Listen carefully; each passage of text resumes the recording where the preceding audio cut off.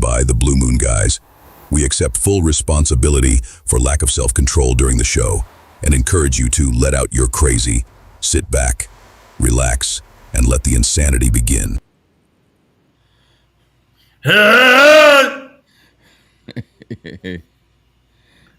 Yeah, there it goes.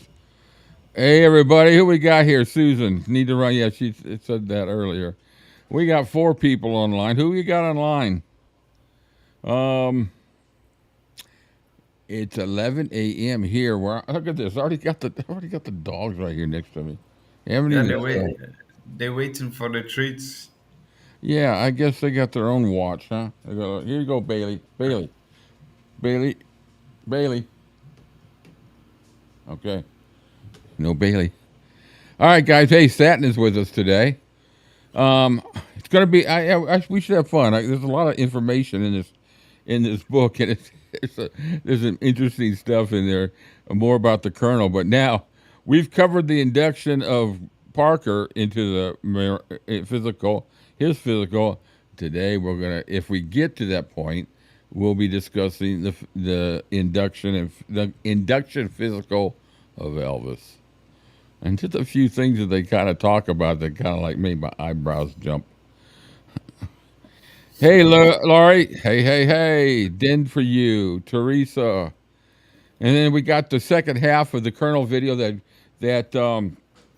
Renee that Renee did for us. There was it was some videos that were made in the Netherlands, and he translated them for us. And they're interviews with Parker's family. So if you saw the first half last week, you're going to see the second half today. If you haven't seen the first half, you can go back and watch the replay. But it was a really good video. So after we get going here a little bit, we will dig into this book. It's, as you all know, let's do this. It's that book right there, which let's just go over here. Might be a dumbass, right? Okay, or is it that one? No, there we go. All right, so it's that book, Colonel Tom Parker. As you all know, that's the book that Boz used as a reference point for the Colonel in the movie. Hey, buddy, I know. Here's another one. You're gonna. No, you can't have. You can't have that. That's mine. But it's it's been a really good book, informative, and I would like to share with you all what I picked up this week. Ready for our big discussion.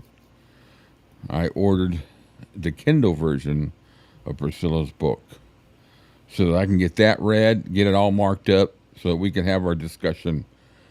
I don't know if I got Elvis and Me on PDF, but I can probably get that, and I'll mark that up. And then I've got Lisa Marie's book. So it's going to be, it probably wind up being a 2 or 3-parter discussion because I think we're going to really find out some stuff. I don't know. It's going to be a wild conversation. It's going to be, at this point in time in my career as a YouTuber, it's going to be the one and only Priscilla-themed show. Though she will be discussed other times, but that will be a Priscilla-themed show. So it comes out in September. So we will have finished pretty much the Colonel and Peter Gronik's book by then. And we will know everything we possibly need to know about Colonel, and probably more than we want to know. There's, we've come across some pretty funny shit with that. So, anyways, the first thing I guess we ought to do is let's go ahead and watch the video. Let's get that out of the way. Welcome to Blue Moon Radio on the Live 365.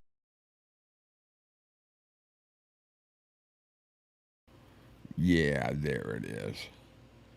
So, let me get the movie keyed up here. Desktop, book.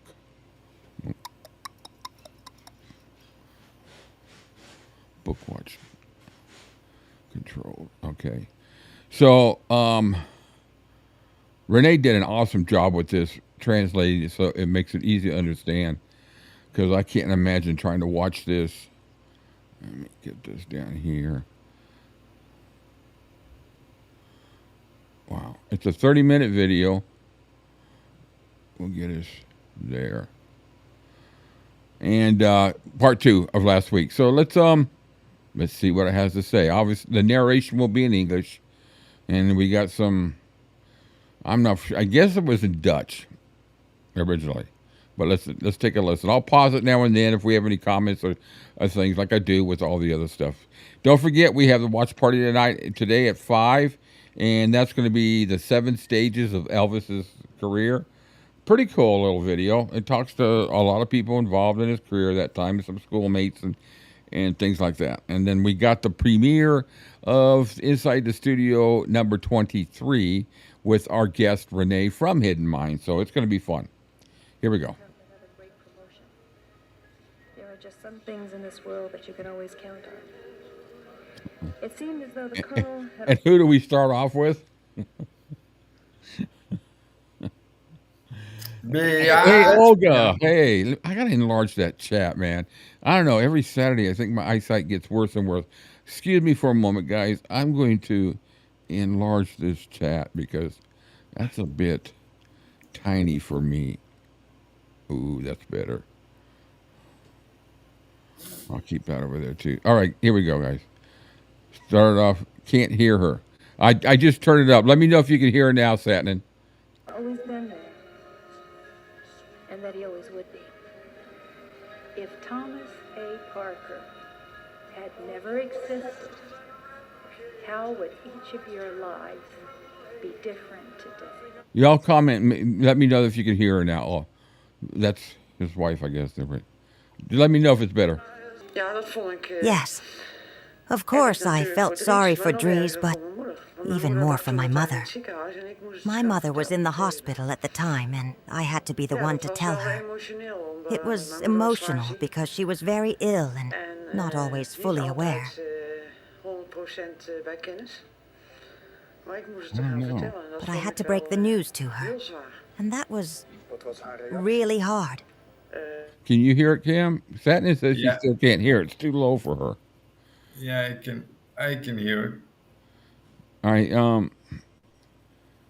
Let me know if anybody else is having a problem hearing it. I can hear it pretty good, but then I'm going to hear it because I got volume great there for Lori. So, okay. Let me know if it's any better, Satin. I've cranked it up as loud as I can without blowing out our eardrums. How did she react? Oh, you know what? This thing's all the way to the end of the freaking movie.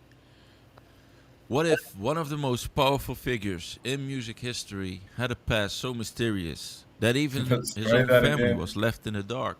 What's that? Let's try that again. Yeah. A man who built an empire with Elvis Presley, yet hid from his own roots. This is the untold story of Colonel Tom Parker's hidden past, his long-lost family, and the shocking truths they uncovered decades too late. Welcome to part 2 of this incredible documentary about the family of Colonel Tom Parker, the legendary but mysterious manager of Elvis Presley. This Dutch documentary has been fully voiced over in English, bringing you the real story of Parker's family, the heartbreaking search for him, and the secrets they uncovered. If you haven't seen part 1 yet, make sure to watch that first so you don't miss any important details. My name is Renee, and this is Hidden Minds, where we uncover the real stories behind the legend of Elvis Presley. Now, let's dive into part 2. Marie Van Quake never knew what became of her son. She passed away in 1958. A year later, local residents claimed to have seen a world-famous singer near her house. In his hands, he held a letter. A resident of Bosstraat had seen a very special car, and they saw someone get out who looked exactly like Elvis at that time. The story could theoretically be true. Elvis Presley was serving in the military in Germany at that time, about a 3.5-hour drive from Breda.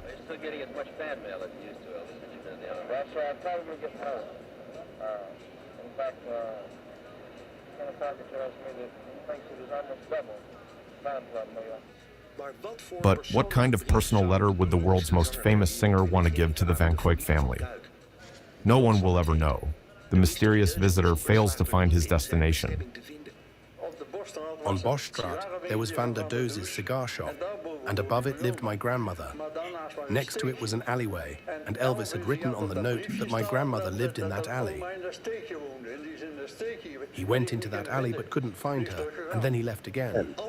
If the story is true, then the family would have heard from none other than Elvis Presley what had happened to their Dries. But the story sounds too incredible to be true. Yet sometimes, truth is stranger than fiction. I don't know what to think about that. Yeah. Would he have gotten? He would have had to have gotten permission to go to the Netherlands. Yeah. So somewhere along the line, I would think that the story would have. This is the first I've ever heard this. I've never heard this story me neither. before. Me neither. Hey, Satin, I'm kind of hoping it's getting better for you. Let me know if you can hear me and Cam, but let me know if it's getting any better for you. Anyway, let's continue. This would become evident over 2 years later when the family, by sheer coincidence, finds a clue about their lost son. In 1961, my father received a phone call from my Aunt Nell. She had seen a photo in a magazine, a picture showing Elvis standing in the doorway of a train wagon with an older man wearing a hat behind him.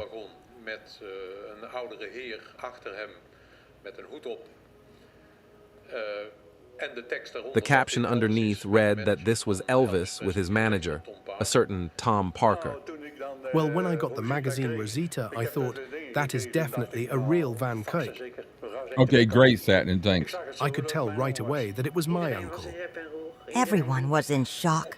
They couldn't believe it, but it was true. Imagine discovering your brother in a magazine. It was chaos. I remember it well. It seems too good to be true. The boy who had many failed ventures had now become a successful multimillionaire, known all over America as Colonel Tom Parker, the manager of Elvis Presley. The family couldn't wait to reunite with him. Wednesday, January 11th, 1961. Today, the whereabouts of my father's long-lost American brother, my uncle, will be revealed. Missing for years, he turns out to be the manager of Elvis Presley. The brother returns. How is it possible? And my mother, I can still picture her, just in tears. Oh, my brother, oh, my brother. She went through a lot of handkerchiefs in those days. The editorial team of Rosita was contacted, and soon the magazine published a major article. Excited, the family in the Netherlands sent letters to Tom Parker's address, but they did not receive the response they had hoped for. Well, there was hardly any response. We received a small American flag with a photo of him, and that was it. Yeah.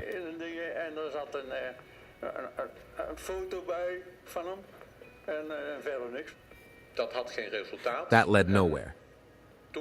So my father decided to try as well.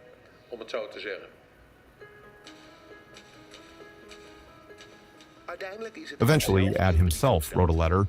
He typed it in English and ended it with a pressing question: "Are you really my uncle?" About 2 weeks later, a rather strange response arrived in the mailbox, apparently written by a secretary. Saturday, February 4th, 1961. Only my letter receives a reply from America, from my uncle Dries Van Cuyk, Mr. Thomas Andrew Parker. The first part of the letter gives the impression that someone wrote it on behalf of Tom Parker. But suddenly, towards the end, the letter switches to the first-person perspective. Dries had clearly typed the letter himself, but why did he try to create the impression that he hadn't? Ad also couldn't understand what his uncle was trying to say. There were all sorts of warnings in it. Don't do anything rash. Don't react too quickly. Mr. Parker needs time to process this. It was a very enigmatic letter. I think the discovery really unsettled him. He wasn't expecting or wanting it. What kind of idiot would think that he's gonna have he's not gonna be detected or found out when he's managing the most famous person in the world at the time. His pictures with him in many different, magazines and interviews with him. Yeah, it's crazy that he thinks he just could have completely disappeared without a trace. It's crazy. He couldn't have chosen a more obvious way to make himself visible. Of course, you got the old saying, when you want to hide, you hide in plain sight. Yeah. He could sit there and very easily deny the whole thing because there's no record, paperwork-wise, of him as the name Dries van Kuyk when stepping foot in America. So there's no documentation whatsoever. He could claim to have been Tom Parker the whole time, and he just looks like, he got rid of the accent. Yeah. Oh, wow. I don't know what to make of this guy. You guys let me know in the comments what you think. Despite the strange response, an invitation followed for Ad's father to visit America. The family in the Netherlands had high expectations. On April 9th, 1961, Ad arrived in America, determined to solve the family mystery surrounding his famous brother. Wow, they actually have a video of him. If this is real, they actually got a video of his, what did they say, his brother? His brother, yeah. The visit was supposed to last 10 days. For the first few days, he stayed with a family near New York, who arranged contact between Ad and his brother Dries. From New York, Ad sent a voice recording to his family in the Netherlands. This is your father. Today, I am in New York. What is happening to me here would never happen in Utrecht, Delft, Brussels, Amsterdam, or Rotterdam. Enormous buildings, cinemas, fantastic neon signs, department stores with 3 floors. I'll tell you more when I get home. A week later, Ad traveled to Los Angeles, where he saw Dries for the first time in 32 years. But Dries did not immediately believe that this was really his brother from the Netherlands. He examined my father carefully, and after some time, he was finally convinced. Yes, that really is my brother. His distrust was almost paranoia. During the visit, Dries behaved very distantly. Ad did not stay with his brother, was not allowed to ask difficult questions, and taking a photo together was out of the question. The fact that Uncle Dries absolutely refused to take a picture with my father, that would have given the visit more meaning.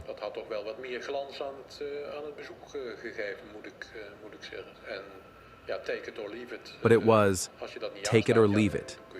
If you didn't like it, you could take the next flight home. Despite Dries' aloofness, he surprised his brother Ad with a visit to Elvis Presley's house in Bel Air. This is giving me a lot of thoughts. I don't know what everybody else is thinking. This is really interesting to me. Now, okay, let's just say that this is true. And they went to go visit Elvis at Elvis's house. Elvis had to have known the whole time then that Parker was from the Netherlands.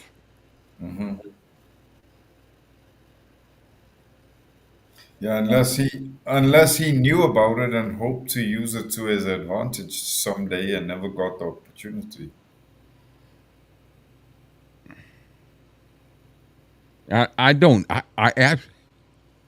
Yeah, see, Cat, that's That's what I'm thinking. The brother looks like him.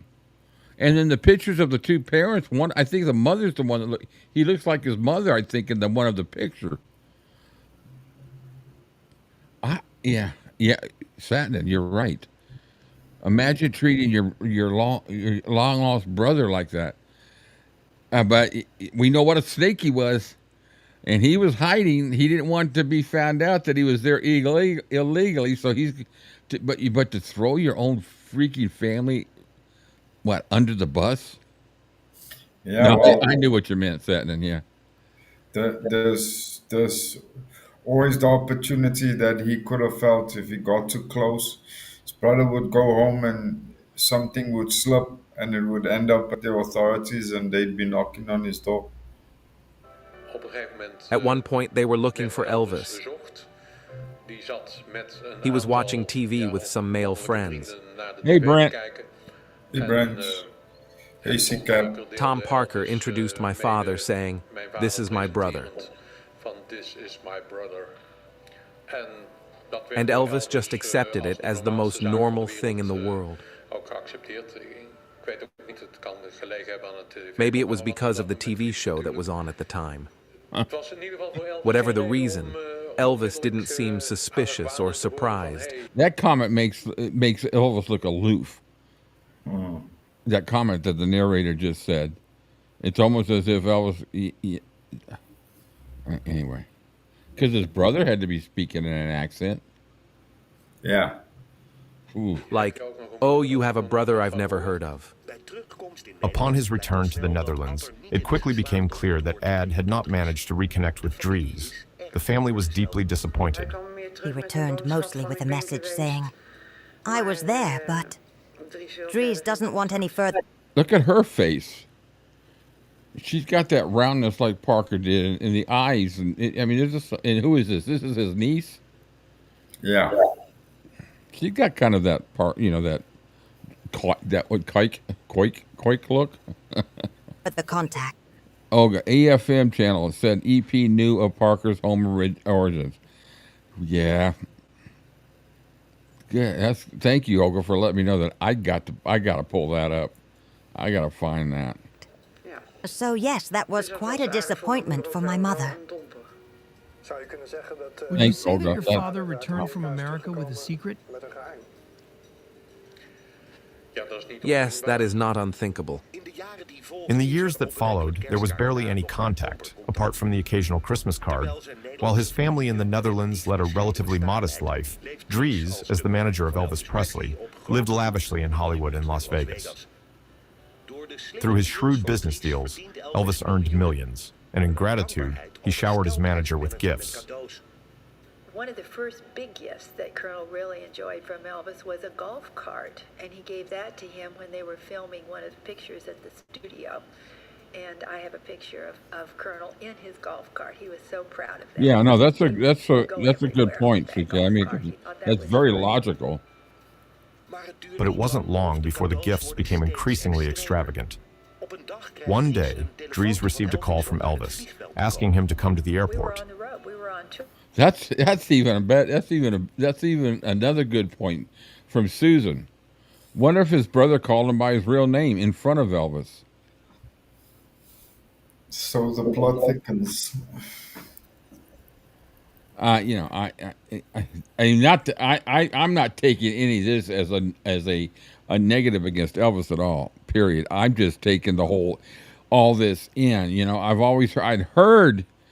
There's one book I read, and it might even be. I don't think it's in the book we're doing now. I think it's in the one by Dick Valenga, where they mentioned out that Elvis met his brother, and I kind of thought that was kind of strange. But I also thought, I've never heard that before. But just because I haven't heard it, I mean, I learned more stuff off of this channel and off of these things than I ever knew. That's why I love doing this.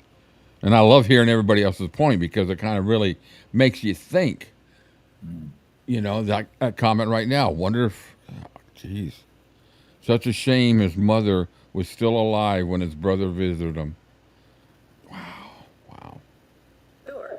And he was very busy, and he said, "Oh, is this really important? Oh, yes, you've got to do this." And they went to the airport, And Elvis said, you know, they were just looking around, and then Elvis told him, "This is your plane." It was amazing. It was wonderful. The one and only ride he ever took on this airplane, Colonel and I got in the plane. We flew to Palm Springs. When we got out, we started to walk away. And the pilot comes around and asks, "Colonel, what do you want me to do? Where do you want me to stay? What should we do with the plane?" And he said, "Bring it back to Elvis. I can't keep it."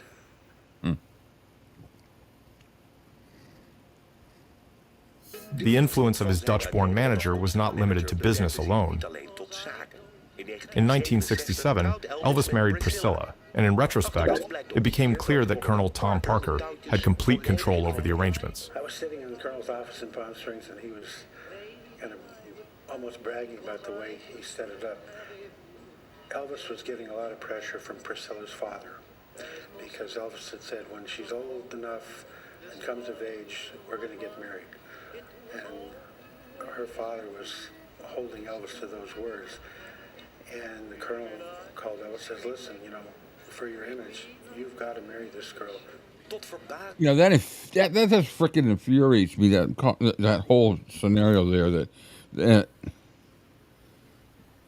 what did Priscilla's father, what kind of hold could he have had on Elvis? Because Elvis could. What harm would there been if Elvis just said no? Yeah. I changed my mind. What's wrong? I mean, what if the roles were reversed and Priscilla said, "I'm not going to marry him. I don't like his lifestyle and all that." Would it come down as hard on her as it would have on Elvis? You know, I don't think there was anything salacious or bad that they would have had a hold on Elvis, but Jesus, man, that just kind of infuriates me. That's aggravating me.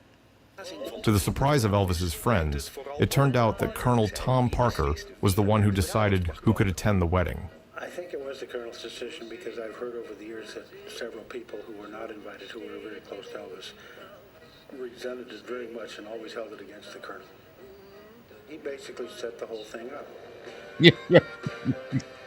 That's a good comment, Satin. A year after the wedding, Elvis Ed telling the real story about the marriage, totally different from Joe's story. Yeah. filmed a TV special known as the '68 Special. It became one of the highlights of his career. For the first time, Colonel Tom Parker had a major disagreement with Elvis over the show's content. The Colonel, who loved Christmas, wanted to turn it into a grand Christmas spectacle. If he had done a Christmas special, people would have associated him with another category, like the has. The reason why this is popping up is because it's over copyright type material. So that's why Renee puts this there. It kind of hopefully avoids us getting kicked off, because it has the '68 Special that always gets you kicked off. You know, if you're broadcasting it, or 99% of the time. Fortunately, Elvis's voice, together with producer Steve Binder, secured an agreement to make it a true rock special. Colonel was always upset, especially about the bordello scene in the '68 special. He didn't like it. He didn't like it for Elvis's image, but Elvis said it was okay, wanted it. The director said it was okay, and the TV network said it was okay. Eventually, even the Colonel understood that a Christmas special was no longer fitting. With difficulty, he relented. Elvis's '68 Special became a historic moment in his career. It was also a precursor to the acoustic jam sessions we recognize today. I was there with my girlfriend and another friend from school. I enjoyed so much watching the reaction of the people, especially the women. And my girlfriend and yeah. 1, 2, 3, 4, 5. I agree. 6 sisters. So I love what I just couldn't believe the reaction. I loved Elvis. I grew up with Elvis, and I just thought he was sensational, and he was entertaining. He was amusing. He was just. I got a documentary of it's all Ed Bonja talking about his career with Elvis. It's a good one. We're going to watch that, in one of these watches. The ultimate entertainer. He didn't have to do anything but go up there and stand there and look around, and people would just sit there and applaud. He was It was amazing to see. Meanwhile, since the late 1960s, American newspapers had been questioning why Dries rejected millions in offers for Elvis to perform in Europe or Japan. No one knew that Dries, as an illegal immigrant, was unable to travel. To the media, and even to Elvis, he made up one excuse after another to avoid an international tour. Coming to England, coming to where? Excuse me. Coming to England? I don't know. Maybe in a year or so. Everyone keeps saying, you know, come on, when's Elvis coming over to England? It's headlines in the newspaper every week when you come in, but you never seem to come. Yeah. Well, Colonel Parker has a bad back and so forth. Yes, sir. Yes, sir. And as soon as he starts feeling better, we'll try to come over. I can remember over the years sitting in my office at MGM Studios or at RCA later on and picking up the phone when someone would call and say, I'm an impresario from Japan. I want to offer Elvis $2 million to come over here and do one show. And our stock answer from the Colonel, he's not available. We have no openings. You don't understand. I'm offering $2 million. He's not available. He was no longer a Dutch citizen. He lost his Dutch citizenship when he swore allegiance to our army and so forth. So basically, he was without a country. He tried to use that in the lawsuit too afterwards, saying, I'm not a citizen here, you can't sue me. But that didn't work. Ultimately, Dries came up with an ingenious solution to allow Elvis to perform worldwide. On the radio, they were broadcasting President Nixon's speech. It was the first satellite broadcast, President Nixon. And Colonel said, Elvis is a worldwide star. Why not do a concert by satellite? And that started it. The first, involves Elvis as the first performer to do a worldwide live concert via satellite. Real spectacular.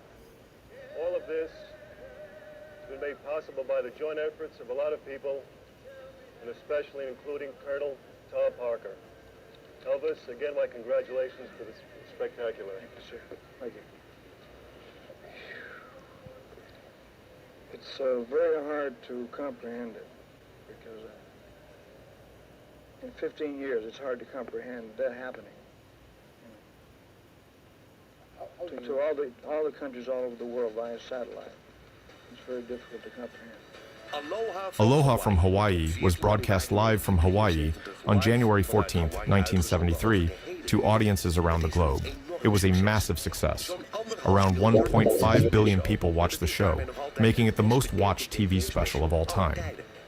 Few people knew that this legendary concert was a makeshift solution created by Elvis's Dutch-born manager. These were big solutions, essentially for his own problem. But in doing so, he set the global standard. Brilliant. That was his way of having Elvis touring the world, basically. Well, and it was the first. An entertainer had not been heard all over the world at the same concert. It gave Elvis a tremendous boost in his career and in his psyche, that he could do something that huge, something which had never been done. And Aloha from Hawaii was a ball. It was the most exciting event. Hi, Adrian. Hi, Adrian. This is actually a picture of the Colonel in Hawaii, and he was out in the audience selling photo albums. And as you see, this is during Aloha from Hawaii? This is just before the show, yeah. You know, the Japanese did a documentary around the making of Aloha from Hawaii. I don't know how long it is. I've seen clips of it. But wouldn't it have been cool if there could have been a documentary like they set up with That's the Way It Is, if they'd done a documentary around the whole production and setting up the stage and putting the mirrors, you know, they put the mirrors up around to make the place look bigger because the place only sat like 7,000 people.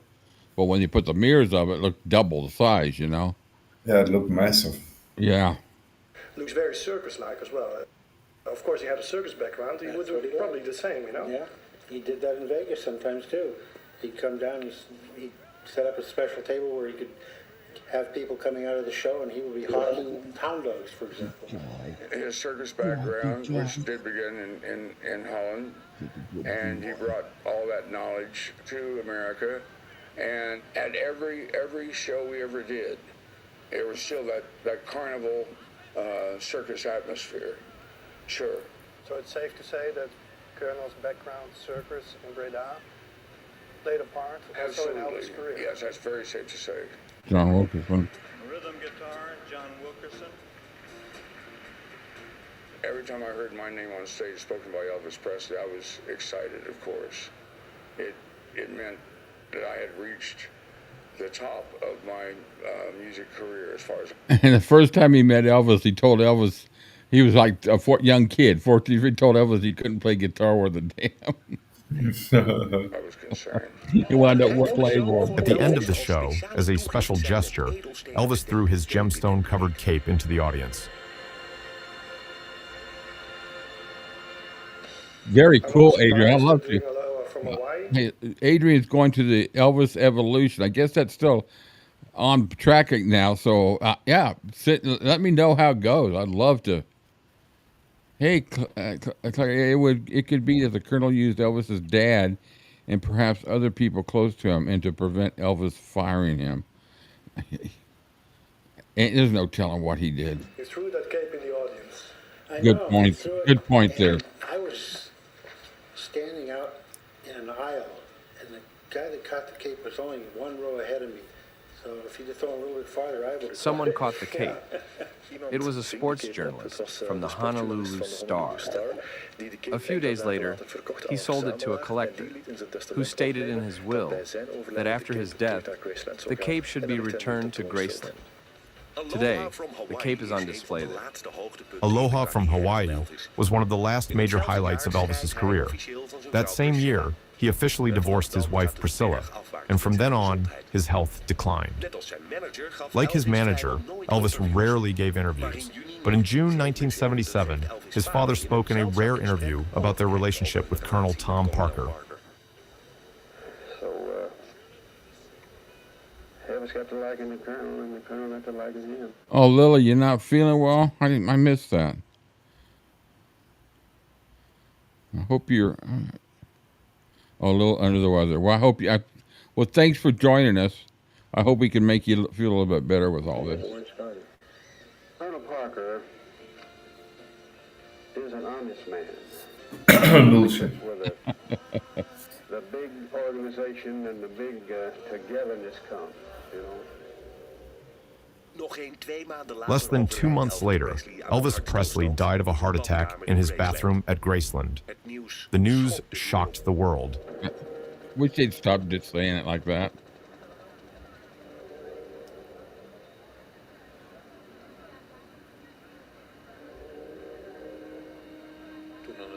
When the news extensively covered Elvis's passing, we all paid close attention to see if Tom Parker would appear in any way.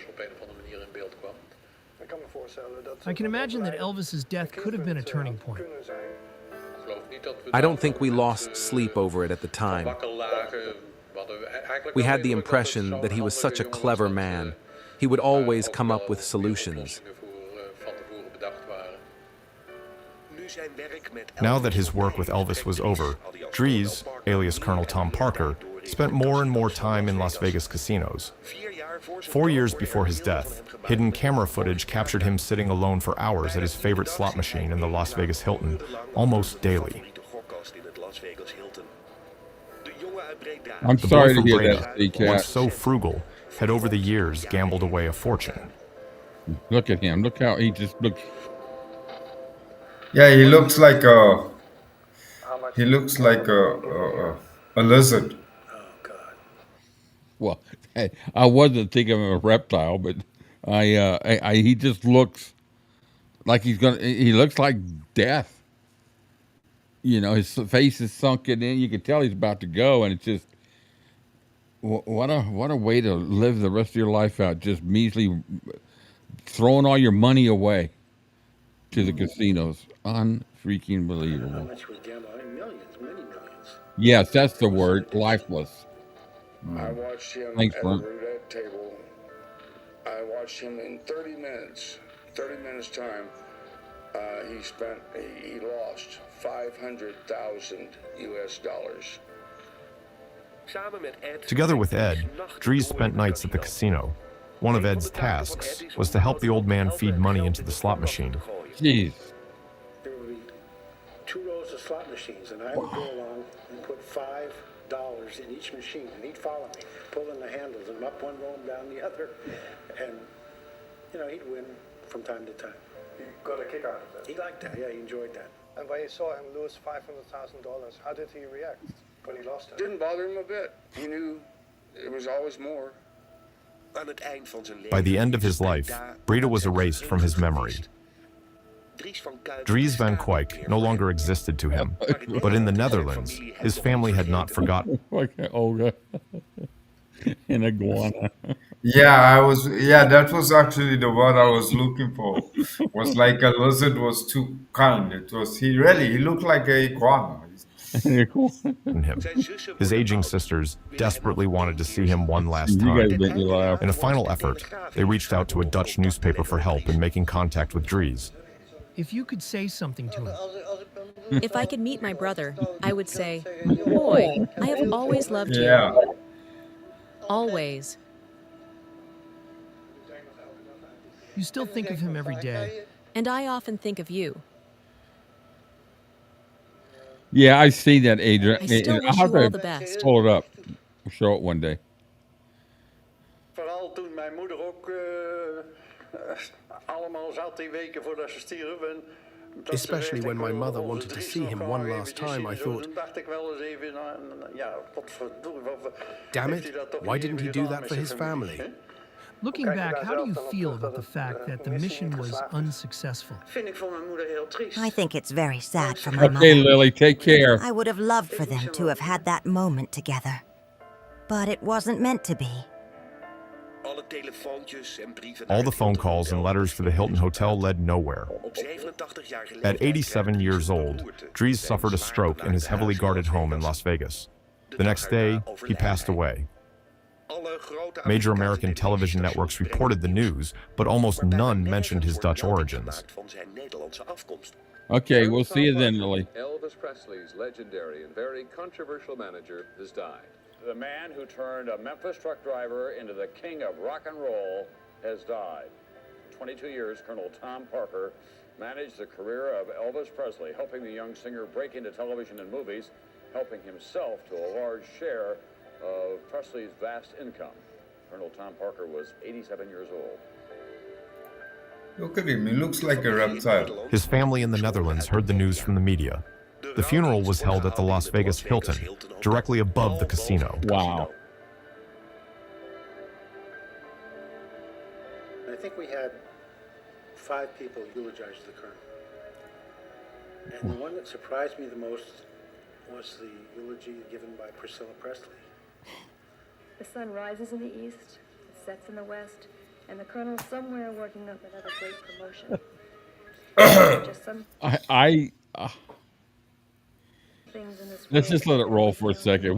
We got a few more minutes. We'll talk about this when it's done. Always been there, and that he always would be. If Thomas A. Parker had never existed, how would each of your lives be different today? Yes. Of course, I felt sorry for Dries, but even more for my mother. My mother was in the hospital at the time, and I had to be the one to tell her. It was emotional because she was very ill and not always fully aware. You know, that's a good point, Brent. You know, you say, and what they say, she says, how would our life been better if he had never existed? Well, you got to take a man who created the biggest legend, the biggest star, and he did it. I mean, it was him that did it. But at the end of the day, we're sitting here, rightfully so. he's a shape-shifting iguana reptile, and you know he's disgusting to me at the end, and rightfully so, because I had a relative that was a gambler, and he died. He was rich and he was poor, and he was rich and he was poor, and he died poor without a dime. And I fortunately, I've been lucky enough not to be addicted. But the only time I've ever done any kind of gambling is up in Connecticut, and I was born in Nevada. But anytime I went, Connecticut had Mohegan Sun, and I would go there to go see shows, rock shows. They had a great arena. And I remember standing in line to go see John Mellencamp and John Fogerty, and standing right in front of the slot machines, and I had $3 in quarters in my pocket. And I looked at I just looked at my wife. I said, I'm going to go over and throw these in the slot machine. I threw them in there. I walked away with $100, and I never put another quarter back in there. I walked away from it. There was no way I was going to say, well, if I can get more. It's a nasty addiction. It's like it's as bad as alcohol. 100% bij kennis. Maar ik moest het gaan vertellen. But I had to break the news to her, and that was really hard. How did she react? She cried, and I still remember her words. Now I will never see him again. I remember him as the There you get the truth, Susan. As Elvis Presley's manager, Dries Van Kuijk earned millions and had no children. Soon, the question arose, did his family in the Netherlands have any right to the Elvis fortune? In de 22 jaar dat Dries samenwerkte met Elvis, verdiende hij tussen de 30 en 50% van diens inkomen.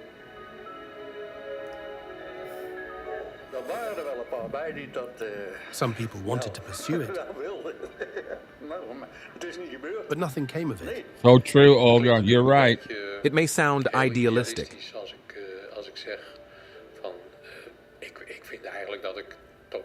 but I don't feel I have any moral right to the money he earned.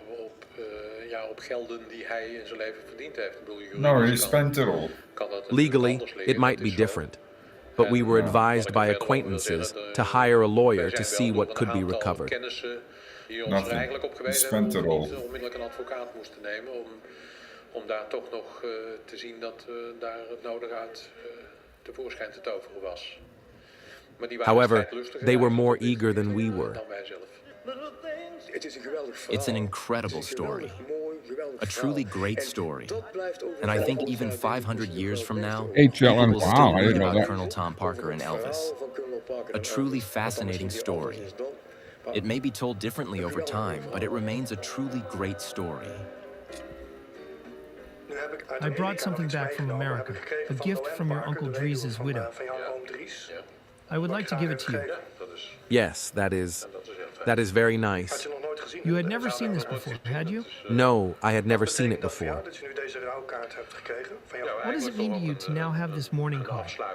It feels like a closure, more than 10 years after my uncle's passing. Nu meer dan 10 jaar later na het overlijden van mijn oom. But yes, it also brings a sense of processing. The end of a chapter. Yes, the end of a family chapter. The story of Colonel Tom Parker is one of fame, fortune, and mystery. While he controlled Elvis Presley's career, his own past remained a secret, even to those who loved him the most. This documentary gives us a rare glimpse into the side of Parker that history almost forgot. If you found this story as fascinating as I did, make sure to like this video and subscribe to Hidden Minds for more in-depth content about Elvis Presley. Let me know in the comments what you think of this story. Should Parker's family have received more from his fortune, or did he owe them nothing? Thanks for watching, and I'll see you in the next video.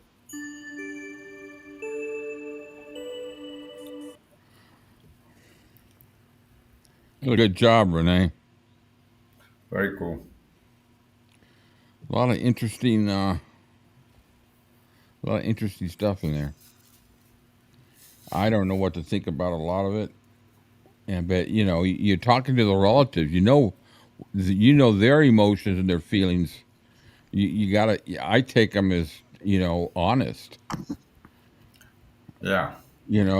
Obviously, he was the one of 6 kids or something like that, and 6 or 7 kids, and that I don't care how many siblings you have, you're gonna miss them, Yeah.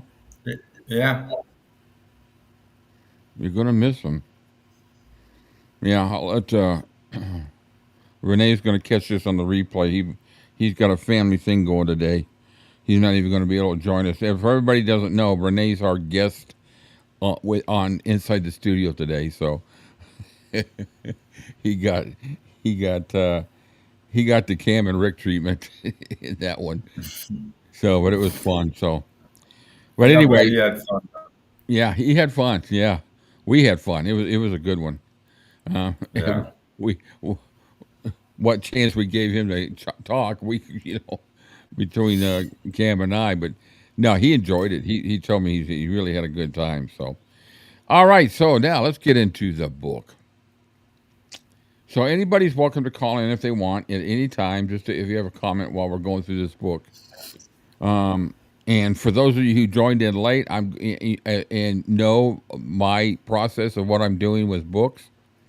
We're going through the kernels, and I'm hoping that a lot of the questions that I'm getting and, some of you guys are getting from what we're going over is going to be answered by Peter Grolnick in a lot of his book. Will they all be answered? I doubt it,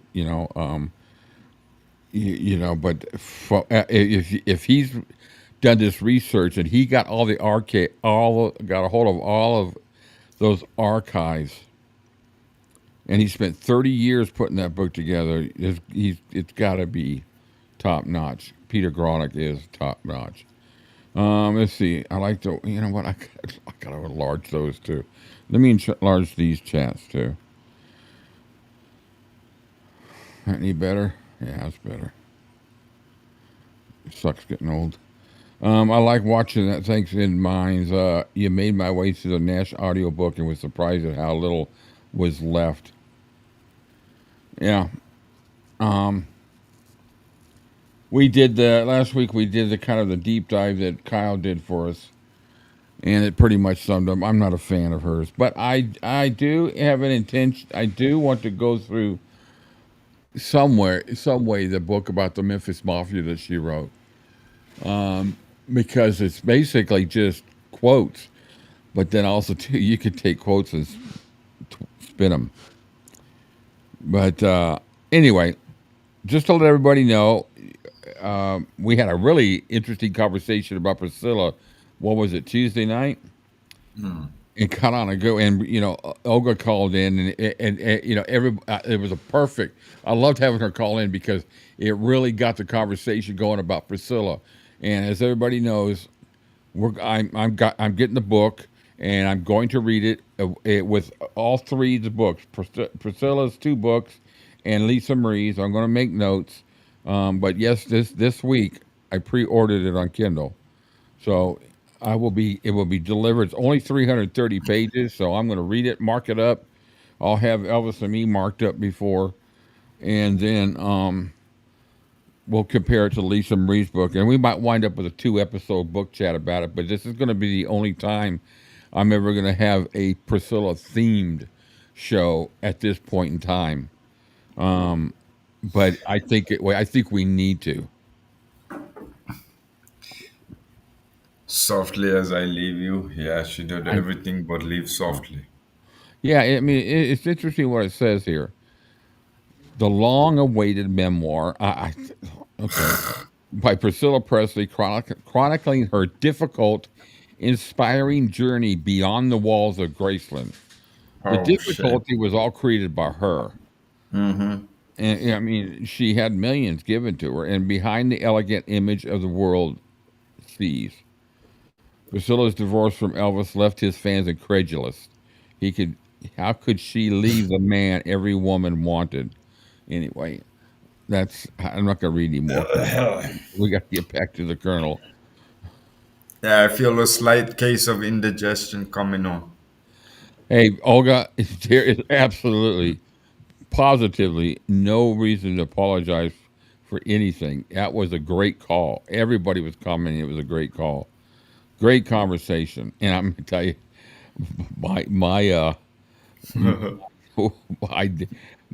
my strong words are pretty strong at times. I've gotten kicked off with some of my strong words. But, yeah, CCAT, catch the replay on it. It's about 2/3 of the way through the almost 3-hour live we did that night. It was right after we did the watch party. Anyway, let's get back to the book. Let me find it here. So, I'm going to open this up so I can read it. Oops, that's not the, what the hell, Rick? I'm already starting off like a fool. Okay, sorry, guys, it's early in the morning. Usually Rick only gets up around midday. Oh, give me a break. I'm up at all different times. All right, so we're picking it up. It kind of takes us to one point, and then we're going to be this is going to cover his time in the Army, getting inducted to the Army, the manipulations, Colonel Parker's introduction, and the beginning of his gambling, and then there's a lot of things insinuated here that I don't know. Let's get the discussion. So I'm going to start it right here. The only time Elvis left Los Angeles during the filming of Loving YouThe was to fly to Tupelo, Mississippi in September for the Elvis Presley Day. When we all seen the films of that. As part of the festivities, Elvis and the band performed at the Mississippi Alabama Fair. The king of rock and roll was wearing a blue velvet shirt and white buck shoes, and I think he wore a red one, dark red one for the second show or something like that. Whether Elvis knew it or not, or was unclear, J.P. Coleman was the founder of the Mississippi Sovereignty Commission, the man who made the appointments to the newly created commission, and the man who set the initial agenda for the secret agency's covert operations. What? The two men were photographed together, and Colonel Parker made certain the photographs were widely disseminated among the Southern news media. Elvis gave 2 performances that day. One at noon and the others in the evening. He sang for the first time on stage the title song from Love Me Tender. It was the first time the band had ever been asked to play a song Elvis had recorded without them. So now we're getting to a period of time when there's starting to become some dissension between the Blue Moon boys and Parker. Whether the band members realized it or not, and Parker certainly knew what he was doing, that performance in Tupelo planted a seed of discontent that would fester for an entire year and then erupt on the same battleground with nearly disastrous results. We're into the separating Elvis away from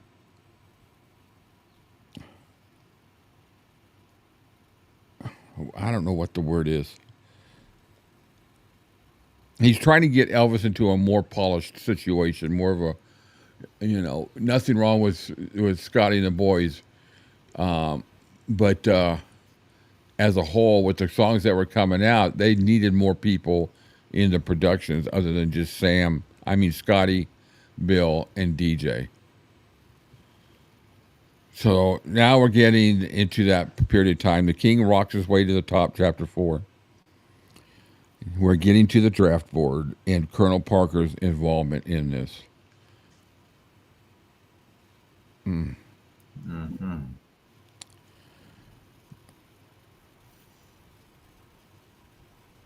Try to... All right, I just want to stay on top of the comments. Let me bring this a little bit closer. Sorry, guys. That does no good. I got freaking fingerprints all over it. So on the surface, the Memphis draft board was no different than any others in the country. The board itself was made up of men appointed by the president on the recommendation of local senators and congressmen. It was their job to determine who would be drafted into the armed forces. So from the 1940s, when the Congress enacted the draft, until the mid-1950s, Memphis's draft board appointments were controlled by the Crump machine. The positions were much sought after because of the unlimited power it afforded the board members. E.H. Boss Crump never served in the military. Generally speaking, white males of political or social influence in the city were seldom asked to serve unless, of course, they were publicly patriotic or wanted to receive specialized experience. Wow. And there were more men in that category than you might imagine, because the city has long been imbued with a deep running spirit of patriotism. Early on, Elvis's selective service record was routine. He registered on January 19th, 1953, shortly after his 18th birthday, at the Selective Service System office on South Main Street. He listed his address as on Saffron's and stated that the person who would always know his address was his Uncle Ed Smith. It was a bad time to have a Class 1A classification. The Korean War was still being fought. Although peace talks were underway, more than 25,000 American soldiers had been killed in the war, most of them draftees. Elvis was a sure bet to go off to war. So that that kind of gives you a little bit more feeling of why Gladys would really be upset or worried, because, you know, it's like if you go in to the service when there's no war, it's not, you don't feel, I mean, you always got that concern that you go to war. I mean, I gave you the example of my son, who's in the military, been there almost 4.5 years. And, you know, obviously we've been in the war, but this whole deal recently kind of started putting thoughts in my head about it, because he's stationed in Hawaii. But anyway, you know, it's, and Gladys' only son, scared to death. He was basically going into the hot seat. Yeah. A few weeks before Elvis's high school graduation, fate intervened when a truce was signed in Korea, thus allowing Elvis to escape the threat of wartime service. The summer of '56, so now we're going 3 years down the road, because it was in '53 he registered. Elvis was often asked questions about the draft from reporters who wondered why he wasn't in uniform. That August, he told a reporter for the International News Service that he hadn't heard a word from the draft board in 3 years, and added, "And I hope I never do." Now, I honestly don't know what the questionnaire meant. I guess there was a questionnaire.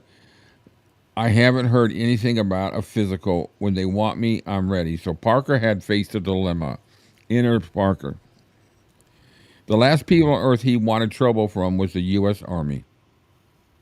If he were to ask for special privileges for Elvis from a civilian draft board, and he knew that was all it would take to keep Elvis out of the Army, was a telephone call to the local board, there could be trouble that could lead to his deportation. Susan, didn't Gladys think he was going where it was safe, thinking he'd be in harm's way? She was so distraught. Let me read that again. Didn't Gladys think he was going where it wasn't? Oh, yeah, she did. And, you know, at that time, you know, I grew up in the time period of the Vietnam War, and when I turned 18, they had just eliminated the draft. I didn't have to sign up for the draft. The war, I turned 18 in 1976. And the war ended in 75, and they stopped the draft. Still had to register it, but the draft stopped. And so But my whole period of growing up, I remembered being in wartime for all the way up till I was 18, because I had actual neighbors or brothers of neighbors who died in Vietnam. I didn't know them personally, other than I knew them, I'd met them, but they were obviously older than I, and so I was scared to death. But I also thought about joining the Marines when they did away with the draft. I thought about going to the Marines because I thought, here's a good time to do it if I'm going to wind up doing it if they ever bring the draft back. But I didn't, and history turned out different. Hey, buddy, here you go. Probably want a cracker? There you go. You want a cracker? There you go. So, but yeah, you're right, Sue. That's a good point. It's right at that period when you're just a truce has just ended at Korea. But as we know recently, truces don't exactly last very long sometimes. And when you're talking about Korea, Lori, what does Lori say here? Don't you wonder Parker arranged Elvis going to Germany? One of the cool things. Well, that's what we're going to get into here. This book actually talks about that. That's a good point, Lori. Hi, everyone. Been listening whilst I was outside gardening. All finished now, so can now join. Perfect. Yeah, we just got into the book part, so good. You got to hear the video. Okay, so anyway, by the same token, a 2-year stint in the Army could I got to get rid of that. A 2-year stint in the Army could destroy Elvis's career. Rock and roll was just 2 years old. What would be the new music 2 years hence? And I know that worried Elvis. Newspaper writers were saying that rock and roll would not last much longer. And while Parker never believed anything he read in the papers, he had to at least allow for the possibility that they could be right from time to time. Well, no shit. They are right sometimes. But now, so Parker's in a dilemma here. He's got, and Elvis is, let's keep going here. Elvis could go in the Army for 2 years and could come home to find America in the throes of a new music fad. Complicating everything else was Parker's personal life, which for the first time was interfering with his business decisions. In the years since his first visit to Las Vegas to arrange Eddy Arnold's engagement, he had returned time and time again. Gambling was the one passion in his life, and it all began before he even started with Elvis, his addiction. What's Tracy say? Just wanted to add, I read somewhere a while ago that Parker had all his monies in his wife's name. That way no one else could lay claim to his estate. Sneaky bugger. Sneaky. Understatement. Yeah, but you know what? It's kind of I think if you don't want certain people to get a hold of it, like his family members, I don't know. But, it's still nasty. I just... Gambling was the one passion in his life. There is no record of his losses in the late 1950s, but by the 1960s, his losses were running at $1 million a year in one casino alone. In the 60s. Yeah. Here we go. My God. Okay, guys, I got to do my inflation calculator. So let's just say 1962. Just throw a year out. Okay, so we're going to go with 1, 2, 3, 1, 2, 3. And we're going to go to 1962. 1962. I love this thing. Okay, so... Holy moly. That would be equal to $10 million a year right now. Loss in gambling in the 60s. Now, this kind of paints a little bit of a different picture of his motives. Keeping Elvis and getting those $1 million, making him the highest paid movie actor in any script that he could get a hold of. Because a big chunk of that would come off and go pay the gambling debt, and there'd still be something to show for it afterwards. That blows my mind. I don't know. Reading things like that just makes me despise the guy even more. In 1957, his gambling losses must have been substantial. When the Nashville Banner ran a story alluding to his gambling debts, Parker was so distressed he did something he had decided early on that he would never do, which was to file a lawsuit against an American citizen. Now that puts him out there. Mm-hmm. One theory has it that Parker owed so much money that the cabal, here we go, here comes in the mob, that ran the city, called in his markers and demanded a piece of Elvis's contract. His contacts were organized crime figures in Louisiana would have helped soften that squeeze, since Las Vegas and New Orleans were linked by the same Cosa Nostra network. I can never pronounce that word. Cosa Nostra network. But friendship will just let you get so far when money's involved. Now, this is something I've always heard just read little things about when you're involved in Vegas, especially during that period of time, somewhere along the line, the mob's got their hands somewhere, fingers in the pie somewhere. And when you got the highest paid actor, the biggest star, somewhere along the line, it seems to me that they're going to get their fingers in the pie. And the only way they're going to do that is through Parker. Yeah. And No, Parker's got a weakness. Yeah. No, I agree with Tracy 100%. They reckon Parker made over $100 million in his time with Elvis. Karma. He lost it all. Died poor and as sick as a dog. Justice.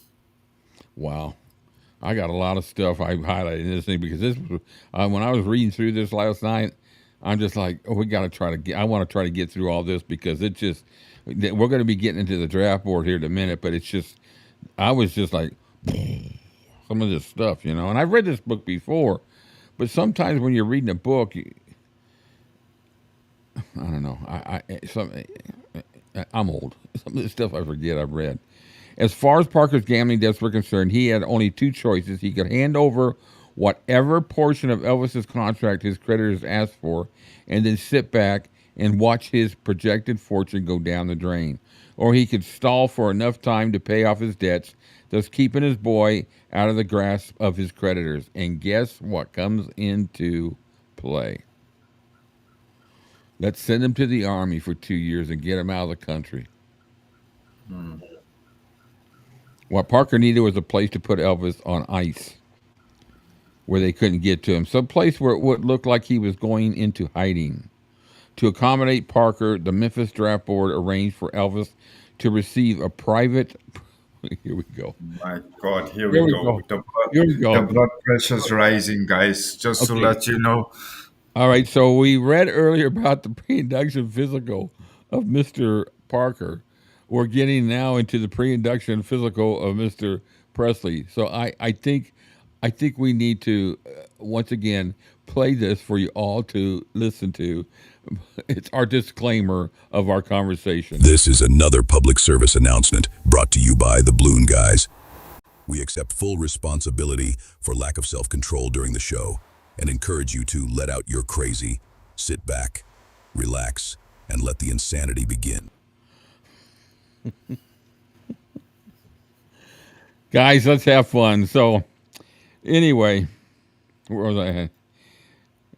Someplace where it would look like, okay, so Index Parker didn't want Elvis to go through what he himself had gone through.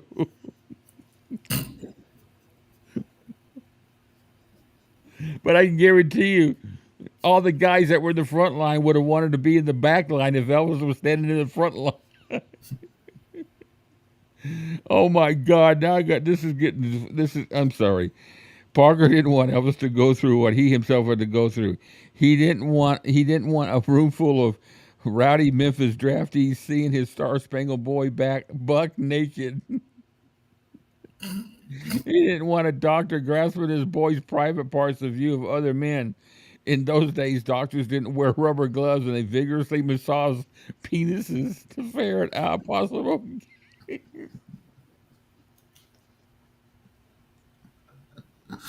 Oh my God, here we go. How do we get to such a low on a really good book? Many penises to ferret out She was possible reading. gays. She Oh was my God. sat there was reading ahead of me. She already read that part. Look what she's. You guys are beating me to the punch. She goes, "Oh my God, I just read ahead of you." I would have slapped the guy silly. Colonel Parker was worried about Presley's junk.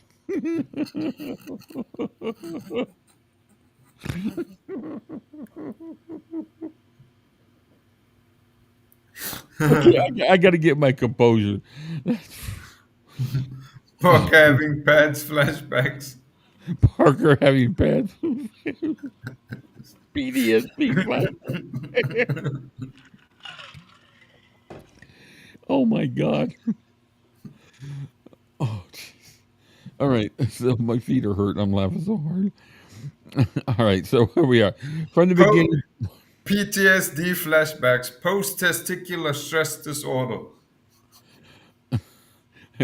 Susan says, "Oh my God, there were enough photos of Elvis and his briefs that he worried about."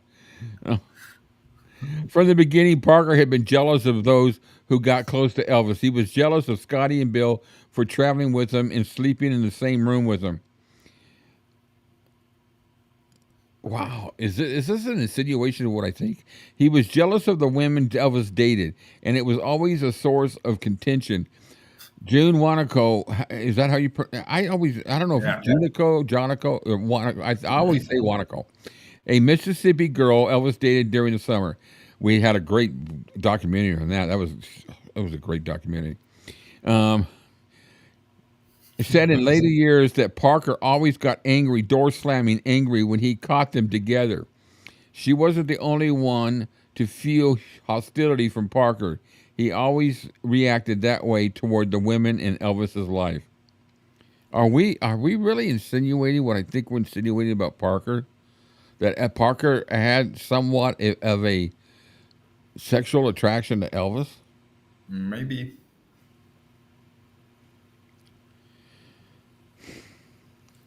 Segment. His boss sucks out, cough, cough.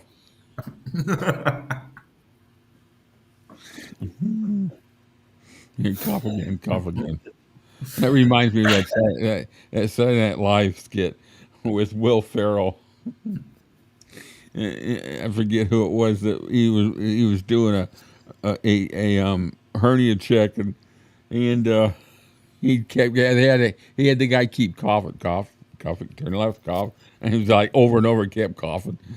Elvis reported for his private pre-induction physical on January 4th, 1957, going with him to the Kennedy Veterans Hospital in Memphis, where he had once performed to promote his first record, was a Las Vegas dancer named Dottie Harmony.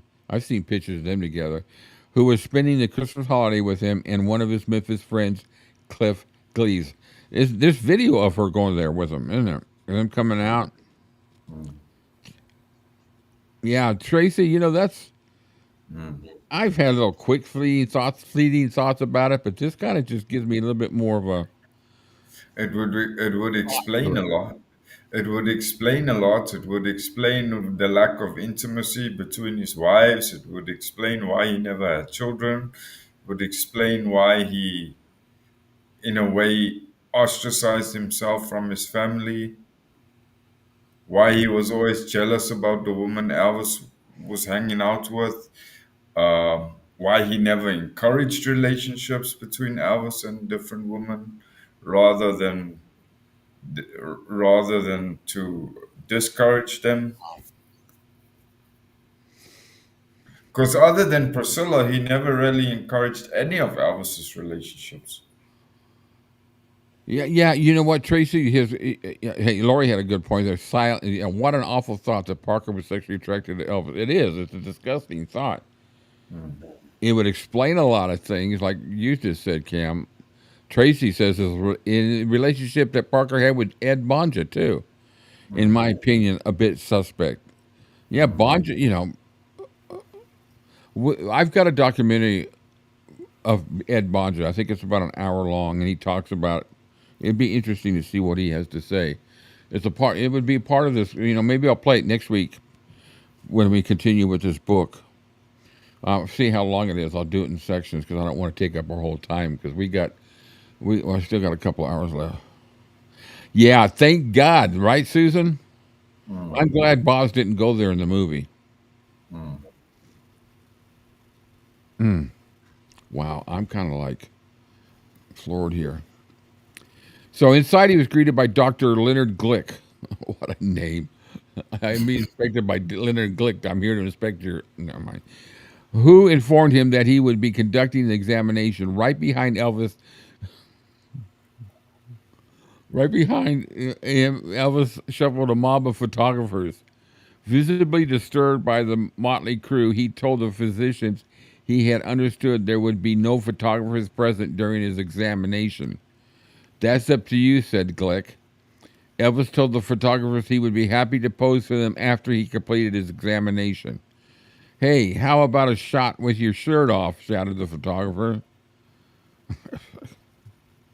I tell you what, even back then, I have no respect. Tracy,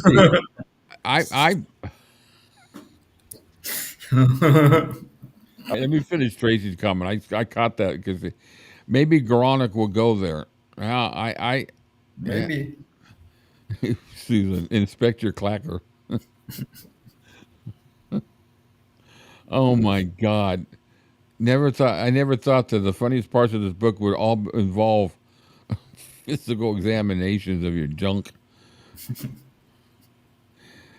When he emerged from the examination room, he told reporters that it had gone about the way he expected. After answering their questions, they were particularly interested in how he thought he did on the intelligence test. Wow. As if he was stupid. And you know what? That was the impression they had of Elvis, that he really wasn't that bright. Just some silly hillbilly hick. Brent says, is that why there's a picture of the Colonel at the Blue Oyster Bar? I don't know. I don't know if I've ever seen that picture. Jiminy Glick, yeah, that's a character that it's funny, but sometimes I just want to slap that guy right across the face. Martin Short was, yeah, he had some great roles. I was saying about journalists, you still had your tabloid junk journalists back then. Why can't journalists be like they were back growing up with Walter Cronkite and right now it's the only one I could think of, Diane Sawyer. Even Barbara Walters was a great journalist. She did the interviews, but she wasn't. I don't think she ever got to the trashy part of it. Today, man, I don't think there's any really. Who is really a legitimate journalist these days? I can't think of to me, a totally respectable, impartial journalist, period. None. No. I tell you what, I think of Joe Rogan more of a journalist than it, because he covers everything. But he's just a podcaster, but he's hilarious. I mean, he's good. For one photographer, Dottie Cliff and the Army sergeant toasted Elvis with 2 cups and a soft drink bottle. Asked what kind of shape Elvis was in, Dottie gave the boys what they wanted. He's a fine physical specimen, she cooed. I bet. Anderson Cooper, yeah, I'm not a fan of Anderson Cooper, but he leans one way, and I don't like watching anybody that leans one way, right or left. Anderson Cooper's a twit. To me, that's my opinion. Some people like him, but he's I've heard him dish out some really big BS. But that's just my opinion. I just find I hardly very rarely watch any news. I'll flip it on to see if there's anything major going on. I kind of had it on during this bombing, but I'm just sick of it. I'm sick of news. All right, so Elvis gave the reporters and photographers all the time they wanted, and as he was leaving the hospital, a nurse dashed past him and touched his jacket to the delight of her squealing female friends, who formed a starchy white gauntlet along the corridor. What is a starchy white gauntlet? Women wearing their white hospital All coats that right. have been starched and they're standing in a line. Oh. The idea that the colonel would let him go into the army was so far-fetched that Scotty didn't waste any time thinking about it. No one believed it would happen. After doing the Ed Sullivan Show, Elvis and the band returned to Memphis for a week before heading out for Hollywood to start work on Elvis's next movie, Loving You. To everyone's surprise, the draft board held a press conference to announce that Elvis had passed his pre-induction physical.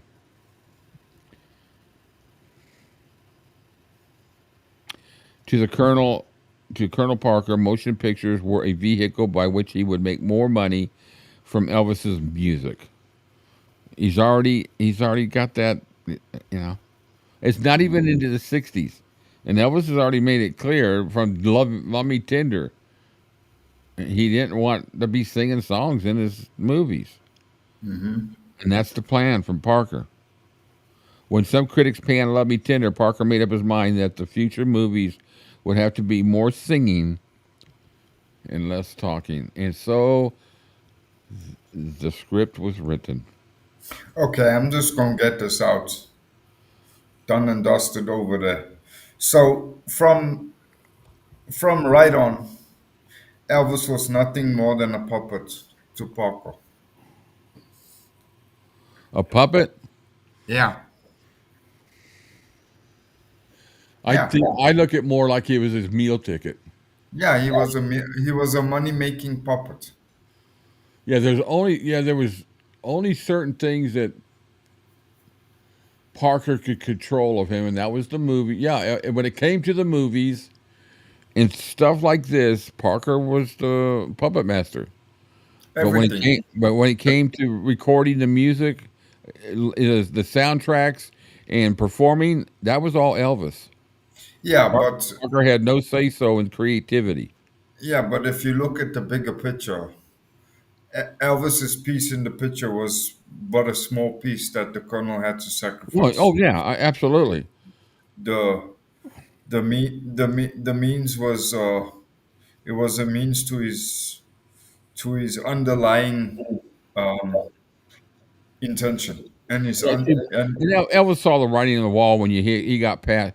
I think he saw the long-term writing on the wall when he got past like Blue Hawaii and even if Flaming Star was a great movie and he only sang one song in the movie, but still that just it would have been one thing if he was doing acting movies and he did a movie where he did sing a song. I mean, I'll give you an example where that happened. It was good. Rio Bravo. A great Western with Robert Mitchum, John Wayne, and Ricky Nelson. Ricky Nelson started in this movie with them. It was a Western, and he sang one song, and it fit perfect within the movie. So Flaming Star would have been that kind of vehicle. But when you got in front of that, you've got, what is it, G.I. Blues, Blue Hawaii. What was else before that? Anyway, you get my drift. I think Elvis saw the writing on the wall, and at that point in time, I just don't understand why he didn't say adios. Yeah, Laurie says, absolutely, Cam. No, I see your point, Cam. It infuriates me. It makes me sick to the pit of my stomach, really.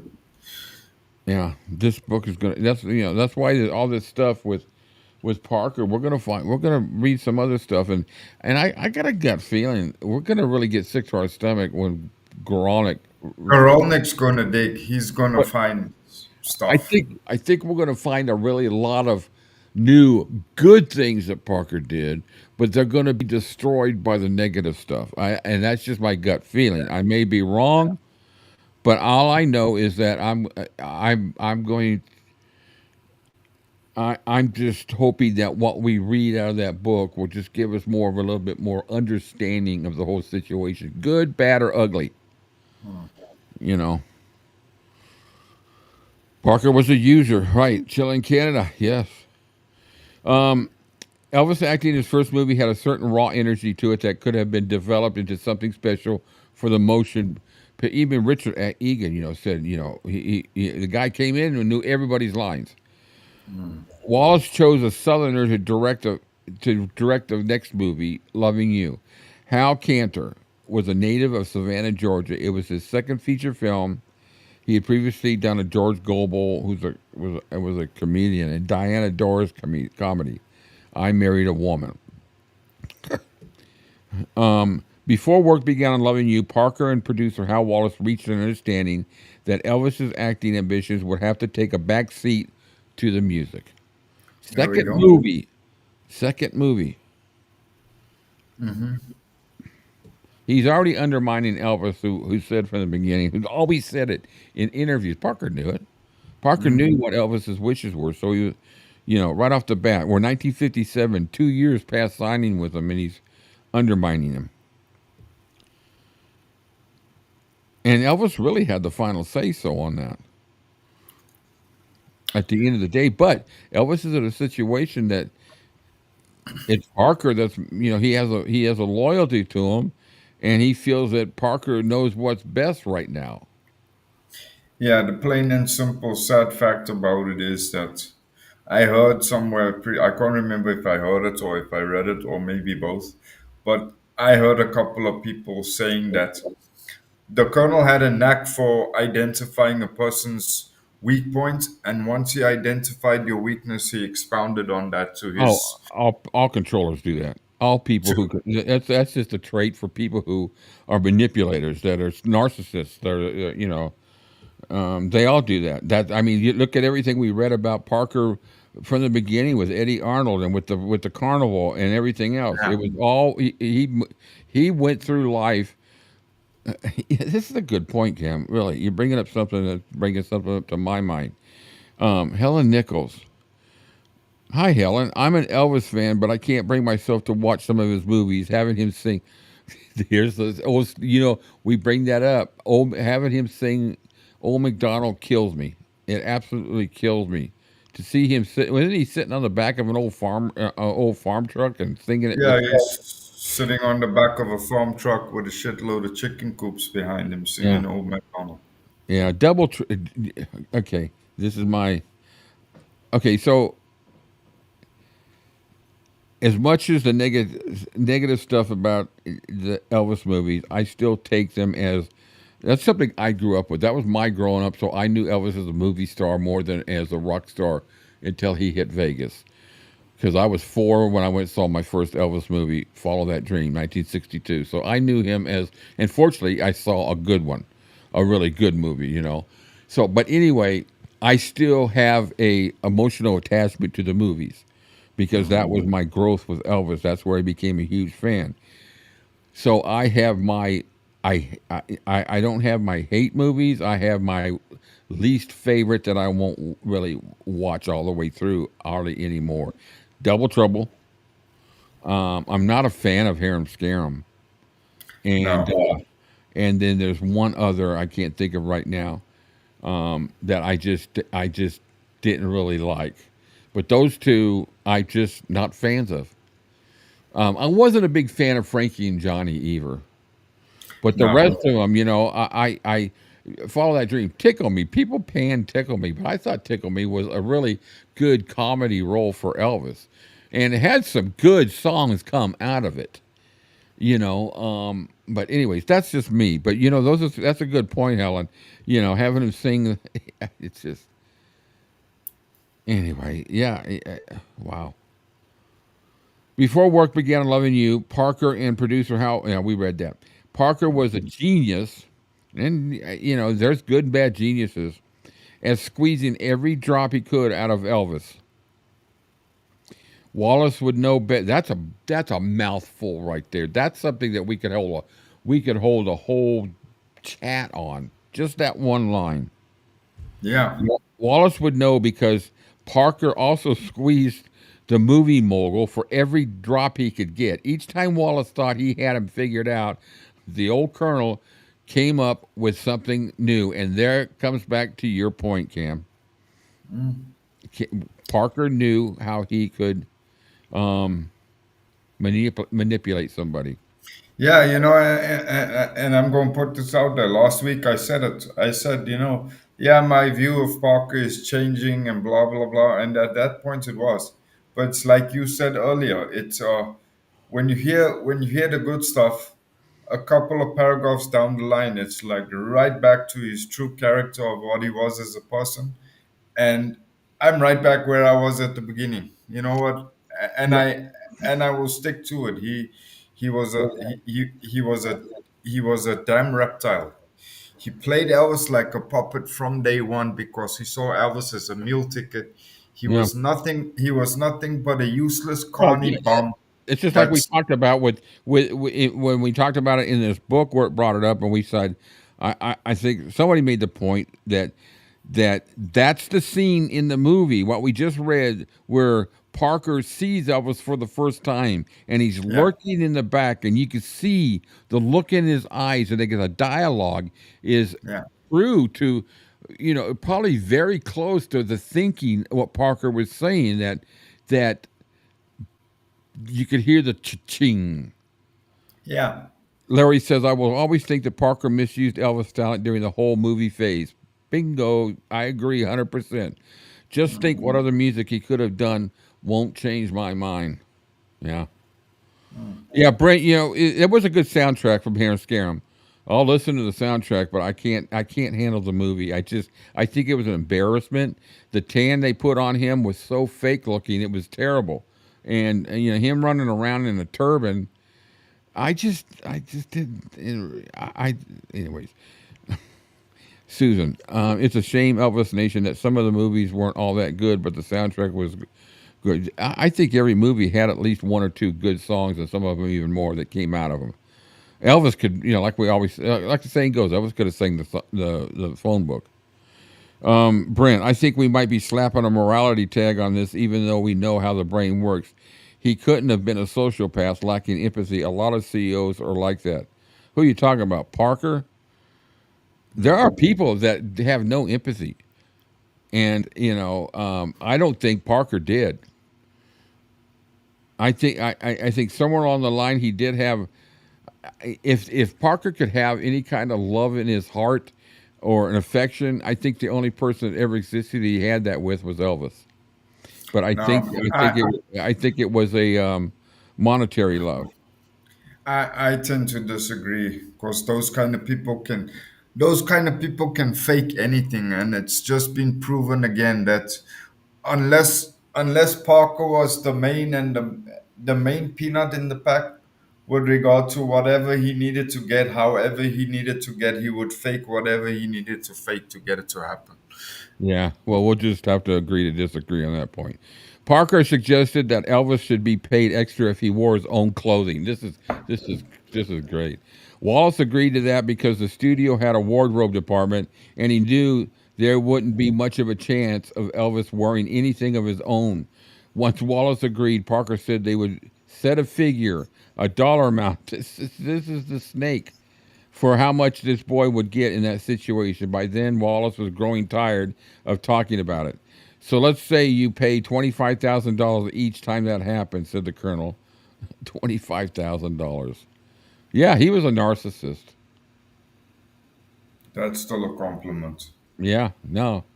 In I still hold reservations till the end until I read Gronik's book and compare everything, because some things, can be, how much research did this James L. Dickerson do too? So I mean, it's very frustrating and it angers me to read some of this stuff that happened. That anyway. Oops, that's the wrong one. Kanter considered Parker a hindrance to Elvis's career as an actor. Hello. He wasn't really interested in the script. He was more interested in how many songs he could get onto the screen. When Parker found out that Kanter had written a script for Loving You, he asked him if he would be interested in writing his autobiography with him. Said Parker, if you write it, I have the title. How much does it cost if it's free? That's a saying. We're not sure about all the components of his makeup. People can have narcissistic traits in some areas without being a full-blown narcissist. No, that's true. But I think Parker was, I would say the majority of him was self-serving. Oh, yeah. I think he was self-serving. I just think that, anyway, this is frustrating me. Parker showed up. Go ahead, Cam. No, sorry. I don't like to speak ill of the dead, but you know what? Good riddance to bad shit. That's my humble opinion. Well, there's nobody that ever really said that he was a great husband. No. I don't. I think. I still stand by what I said before, from the beginning. Even though we see the beginning of what he was going to do with the movies, Elvis wouldn't be Elvis without Parker. No. It's just unfortunate that, you take it, it's like Elvis drinking from the, I don't know how to really give a good analogy of it, but it's like Elvis achieving the pinnacle in the career, in career making, but at the end of it, there's some kind of rot that's rotting away inside, and Parker had that rot in him. And it just got worse and worse. The second Parker had the problem. It all began before Parker even got involved. It began with the gambling. I'm seeing more and more that was the thing that destroyed the whole thing. Yeah. And it was self-serving. It was the gambling that. I think they had empathy and love, but they weren't in over their heads, and some were guided by dollars. Dr. Nick, I have a problem with him. Yeah, I have less. I have more fingers in my right hand than there were people that I think Elvis could trust in his life. And 90% of in the Memphis Mafia, there's only a couple of that whole group. I mean, I don't even know how many people were actually in the Memphis Mafia. I have no idea. When you count them up, I don't know. I don't even go there. That's a whole different direction. Parker showed up on the set with a handful of homemade sausages. Wait a minute, is that where I'm at? Yeah.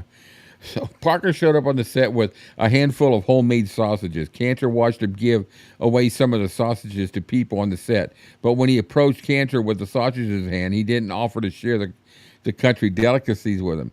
He offered to sell me some, recalls Kanter with a laugh. Incredible. Other people got angry at him, but I was amused by him. For years after Loving You, Kanter received Christmas cards signed Elvis and the Colonel. He always tied himself in with Elvis. Yeah, every time, anytime. I was always Elvis and the Colonel, Elvis and the Colonel, Elvis and the Colonel. Everything you saw. When I went to Vegas, it was brought to you by Elvis and the Colonel. Everything hanging everywhere. You saw Elvis and the Colonel on the albums. Elvis and the Colonel.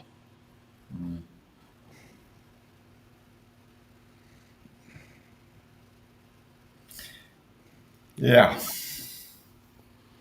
Yeah, I don't know if I'd compare. I don't think I would even put. I'll give Parker credit. I wouldn't put him in the same line of Hitler. But I would put him in the line of somebody else. But Hitler, he killed millions of people, and he had absolutely no empathy. But anyways, that's another story. But I understand what you're saying, Brent. All right, so where are we at? We got a few more pages here. I like to try to get to, because we're more than halfway through. You know what? I need to go back here. Hey, Dylan. Hey, Vicky. Who? Oh, yeah. Dylan and Vicky. Colonel Parker was a taper. Hey, Dylan. Yeah, he was a genius promoter. There's no doubt about that. He knew how to promote.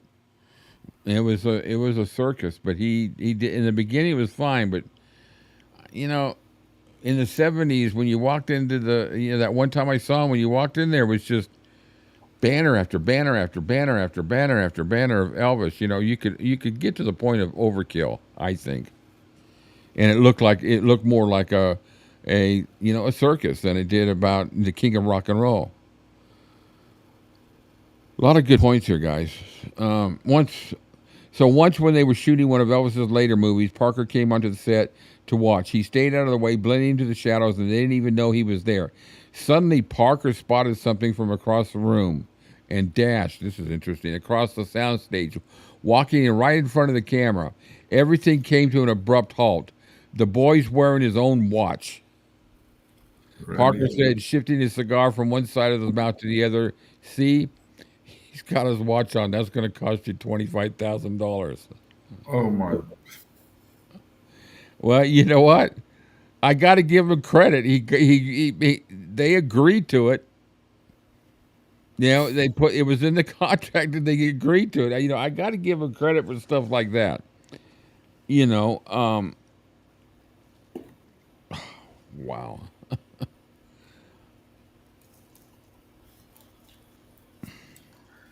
The Colonel and the boys in the band shared a common disregard for each other, but it was Parker, the kingmaker, not the boys in the band, the myth makers, who had the power to express it. When the owner of the Los Angeles Chrysler dealership offered to provide the boys with the new cars if he would be allowed to advertise that Elvis Presley's band members drove cars from his lot, Parker said no.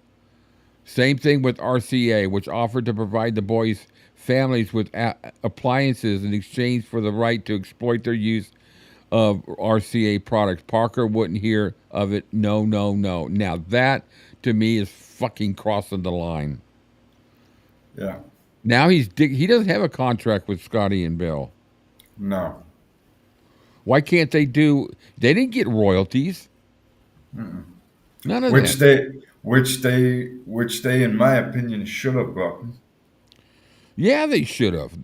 You know, I gotta look that up. It may be in one of the books. It's actually in Scotty's book, I believe, where he talks about how much money he made during the 60s just being a studio musician. It's embarrassing. He made scale. Wow. The guy that was part of the biggest act to come out of the 50s, the biggest act. Valerie. I hear Priscilla loves animals too. Yeah, well, she just about kissed an iguana reading the thing's damn eulogy. I know, wasn't that sickening? Yeah, he shamed him. He did. Parker didn't. He just, whether it was that what we were talking about earlier, that attraction, or he just felt that Elvis was too close to him. He didn't want Elvis to be close to anybody else. And you know what? That now makes me come up with another thought. Mm-hmm. What went through his mind when Gladys died? Was it okay, I got her out of the way? Mm-hmm.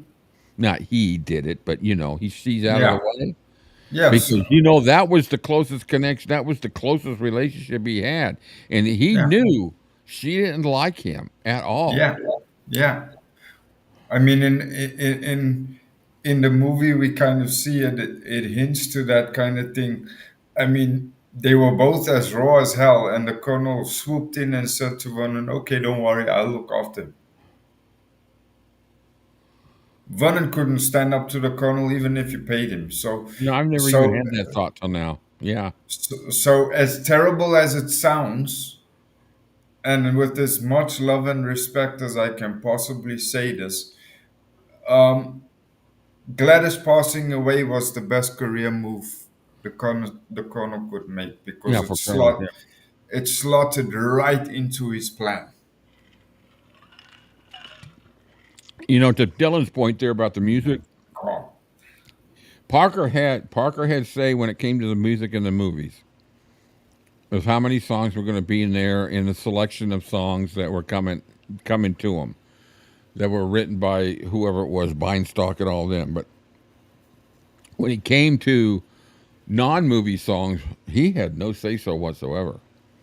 Elvis was 100% executive producer, and he's the one who chose the songs. Now, the only challenge that came across that was obviously the royalties. Now, that was a battle between You know, that was a battle of getting those royalties. But when we saw that when Elvis really said, "I want that song," he got it. American Sound. Yeah, I agree. Gary Reed. I agree with Tracy 100% on that. 100%. Yeah, I mean, if I've if always they thought had he it, they was. wouldn't have done any studio work in the '60s. Tracy said, I've always thought he was secretly pleased that Gladys passed when she did, and the effect on Elvis made him more reliant on Parker. Yes, I agree 100%.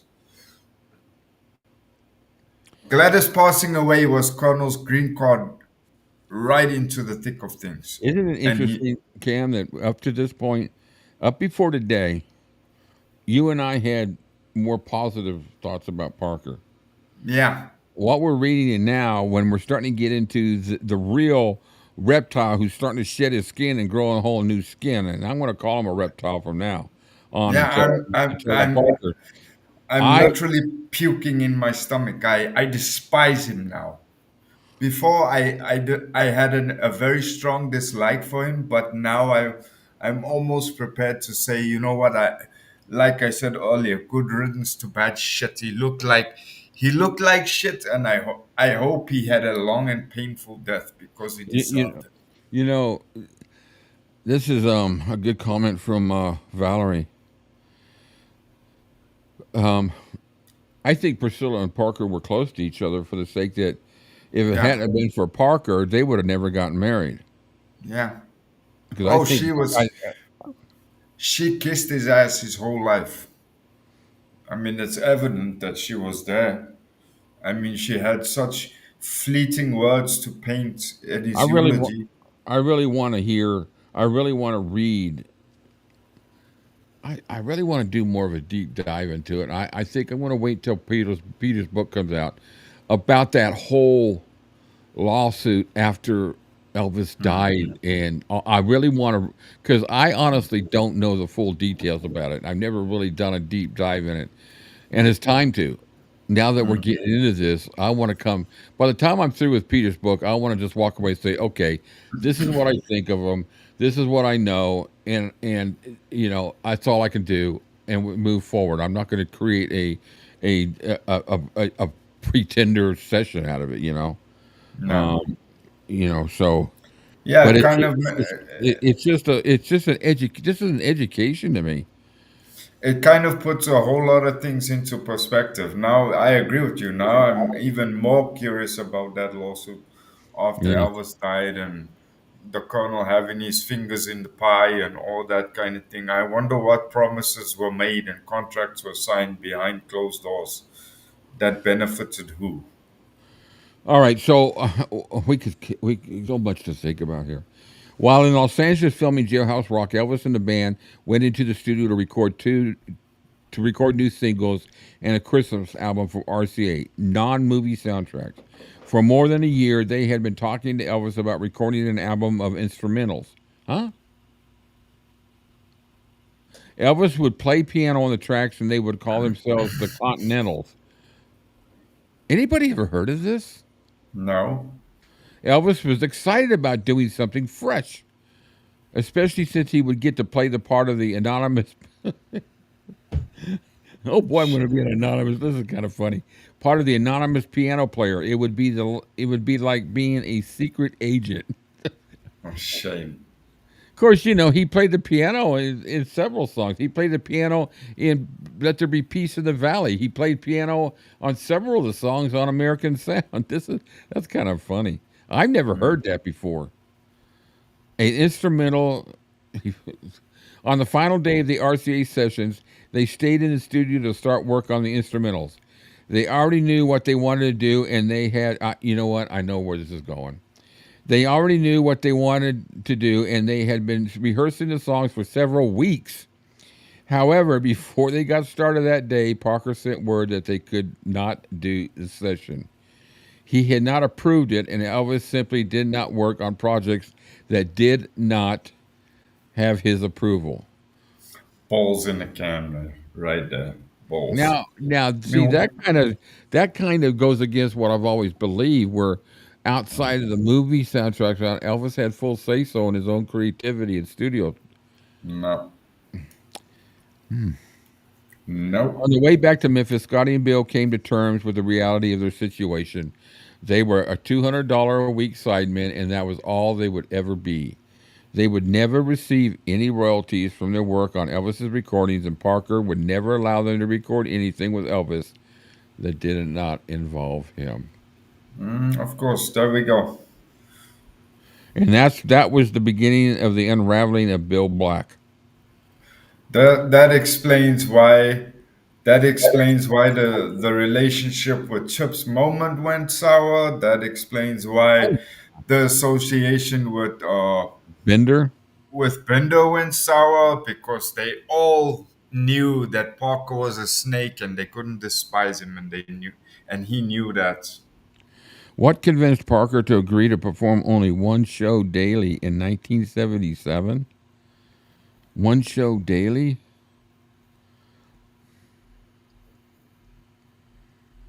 I don't know. You mean, so what you're saying is he didn't do an afternoon and evening show. He only did one show a day? Is that what you're talking about, Brent? I never really thought about that. It's so wonderful that Scotty and DJ came back to do the, and they did that for Elvis. Always gets me emotional to see them all together. Scotty never resented Elvis for all this. He knew it was all Parker. He knew it. And I think DJ knew it too. Oh, yeah, DJ. You know, the thing about, with what they went through during that period of time with Parker, I don't know if DJ wrote a book. I don't think he did. He may have, but I don't think so. But Scotty's book, there's not a bad word about Elvis whatsoever. You know, Scotty, you know, for lack of a better word, he loved Elvis. And he was hurt. I know he died hurt because, you know, they lived in the same city and they never really saw each other again. I think it was a case of they both knew what the colonel really was, and they could do nothing to protect Elvis from that. Yeah, Chet Atkins did not like Parker at all. No. And Chet Atkins he could do whatever he wanted. Wow. That was Scotty and Bill had the unenviable task of informing their wives that the dream was just that, an apparition of hope that had no basis in reality. All of them blamed their situation on the Colonel. Everything had been fine until he came into the picture. After several days of soul searching, they decided to confront Elvis with the reality of their desperate situation. Both families were in debt, and the further up the road they went with Elvis, the more their debt increased. Oh, man. Sure. Scotty and Bill decided to send Elvis letters of resignation. They talked to DJ about making the resignation a threesome, but DJ pointed out that unlike the two of them, he had been hired as a salaried sideman and really didn't have the same cause for complaint as they did. He told them he wouldn't blame them if they did resign. When Elvis received their special delivery letters, he was still in L.A. Their resignations came as a total shock. He passed the letters around for everyone in his entourage to see. That's kind of bum. Yeah, as the initial shock wore off, he became angry, accusing Scotty and Bill of being disloyal, and is fed by Parker. Parker, yeah, there we go. Parker isolated him and manipulated him, and by then the damage was done. Parker, I know I shouldn't want to keep you. If you don't, that's a good song. Until you're gone forever. That's such a the lyrics. You know, we mentioned this the other day, Ken, when we were doing some American Sound. The lyrics are just freaking incredible, and they were good in the. It's today's Inside the Studio.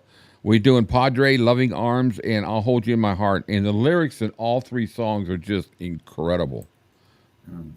You're right, gut-wrenching. Wow, that's just, you know, what heartbreaking.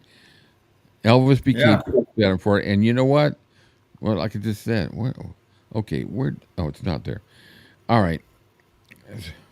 When he tried to talk to Parker about it, he wisely said it was none of his business. Steve Scholes told him to just hire another band. He had never liked Scotty and Bill anyways. Now Steve Scholes is involved in this. He could find Elvis some top-ranked New York or Los Angeles musicians who didn't speak with a southern drawl. Now that's I would have. That's condescending. That infuriates me. That kind of remark. Now, I will say this. I think Scotty, Bill, and DJ, I'm not going to say it because I don't know. I'm just wondering if that was the caliber, if their caliber would equal like the studio musicians. But I'm sure they would have if they'd gotten in there to do it. Yeah. Hey, Banjo Paul is in the house, it looks like. I got to talk to you about that. We got to get you to back off the mic a little bit. I love it, but okay, so Elvis didn't know what to think. When he returned to Memphis, he called Scotty and asked him what it would take to get him. And Bill back on the job. Scotty had told him they didn't want to quit, but they needed something to show for their efforts. The first concerns, says Scotty, was that they were able to pay off their debts. If Elvis would give them a flat payment of $10,000 each to pay off the debts they incurred on the road with them, plus a raise of $50 a week, they would be happy to return to work. Elvis said he would think about it. In the interim, Scotty and Bill talked to newspaper reporters about their situation. They thought they were in the right and wanted to tell their story because they didn't want any of the fans thinking they were abandoning Elvis. That may have been a good move so far, as the fans were concerned, but it only aggravated their rapidly deteriorating relationship with Elvis. It was shot. Parker did the damage. Yeah, he came right in there from the start, and he had a MO, and he managed to execute his MO. Yeah. Brilliantly. Yeah. All right, we got about 30 minutes to finish off here. So before we get ready, we take a break for the inside. I like to finish off this chapter. It's got some. It's an infuriating piece of the book right now. Scotty and Bill talked to the newspaper reporters about their decision. They thought they were in the right and wanted to tell their story, and I don't blame them. Get it out there. There was no reason why they should keep their mouth shut. No. They were treated bad. They may have been a good move so far as the fans were concerned, but it only aggravated. Seeing his private business aired in the press only embarrassed him further and drove him into the waiting arms of the Colonel, who told him not to worry about it. He would help him find new boys twice as good as Scotty and Bill. And I hate that line. Drove him into the waiting arms of the Colonel. I hate that line. Instead of calling Scotty back to discuss it further, Elvis met with a Memphis paper reporter and sent his answer to Scotty Bill in an open letter that was published. What a way to air your... Oh, my God. Jeez. Look, this is shocking to me of actually Elvis stooped to this level. Obviously, we know why. In effect, he told his sidemen, good luck and goodbye. If you had to come to me, we would have worked things out. Elvis said, addressing his comments to Scotty. Now, Elvis may thought he would work it out, but Colonel would have won out. Yeah. When he and Elvis's comments to the newspaper, Scotty knew there would only be two conclusions to draw. Either Elvis was lying and attempting to make himself look good in the press, or Colonel Parker had told him about their many requests over the years for a needed raise. Manipulator, huge. Yeah. Parker, love bomb and then separate your prey. His plan was working. Yeah. Yeah, it is. This is a really tough chapter. You know, when I put it together last night, I was grasping. I thought this is going to be one hell of a conversation because I haven't done a 180, but it's more like 100-degree turn right now, and I it's have not to the good side. you know, Because and the only reason why I'm not saying 180, Cam, is because I don't know. Only because I'm still holding out for Goranic's book, and that's it. But right now, I just we're talking about the period of time that I've always praised Parker for. You know, this is all happening in 56, 57, 58, around that time. What, Jailhouse Rock, 57. We're only 2 years into RCA. yeah. And you know, as much as it sickens me to say it, it goes to explain Parker's attitude when Elvis died, why he showed up in a Hawaiian Yeah, shirt, and there, wa- infuriating me. there was no show of remorse. There was no nothing. Because why? Because Parker saw dollar bills. He was like, okay, Elvis is gone. Now I can really make money off him. I'm really shocked he didn't show up in that coat that had Elvis written all over it. I wouldn't have been surprised if he had done that. Showed up at the funeral with that coat he used to wear in No. Vegas or at Yeah. concerts where it had Elvis on tour or absolutely no respect. No. All right. I'm getting testy here. Mm-hmm. Forgive me if I snap at anybody because I'm really serious right now. All right, we got a few more to go. He told him he wanted Scotty and Bill back for the tour. Parker passed the buck to his assistant, Tom Diskin, who called Scotty and Bill when they returned from Texas and asked them to rejoin the band. He agreed. This is 57. He agreed to pay them $1,000 each for 4 shows. That's not really bad. $250. Okay, let's calculate that. my trusty calculator. So they made $250 for 4 shows. So that each, right? No, they made $1,000 each. So they made $250 each show, each, in 57. 57. That's $2,800 per show. So they were compensated fairly well for that tour. For that tour, for those 4 shows. I mean. So hopefully, Scotty and Bill accepted on the condition that all future performances would be handled on a per diem basis.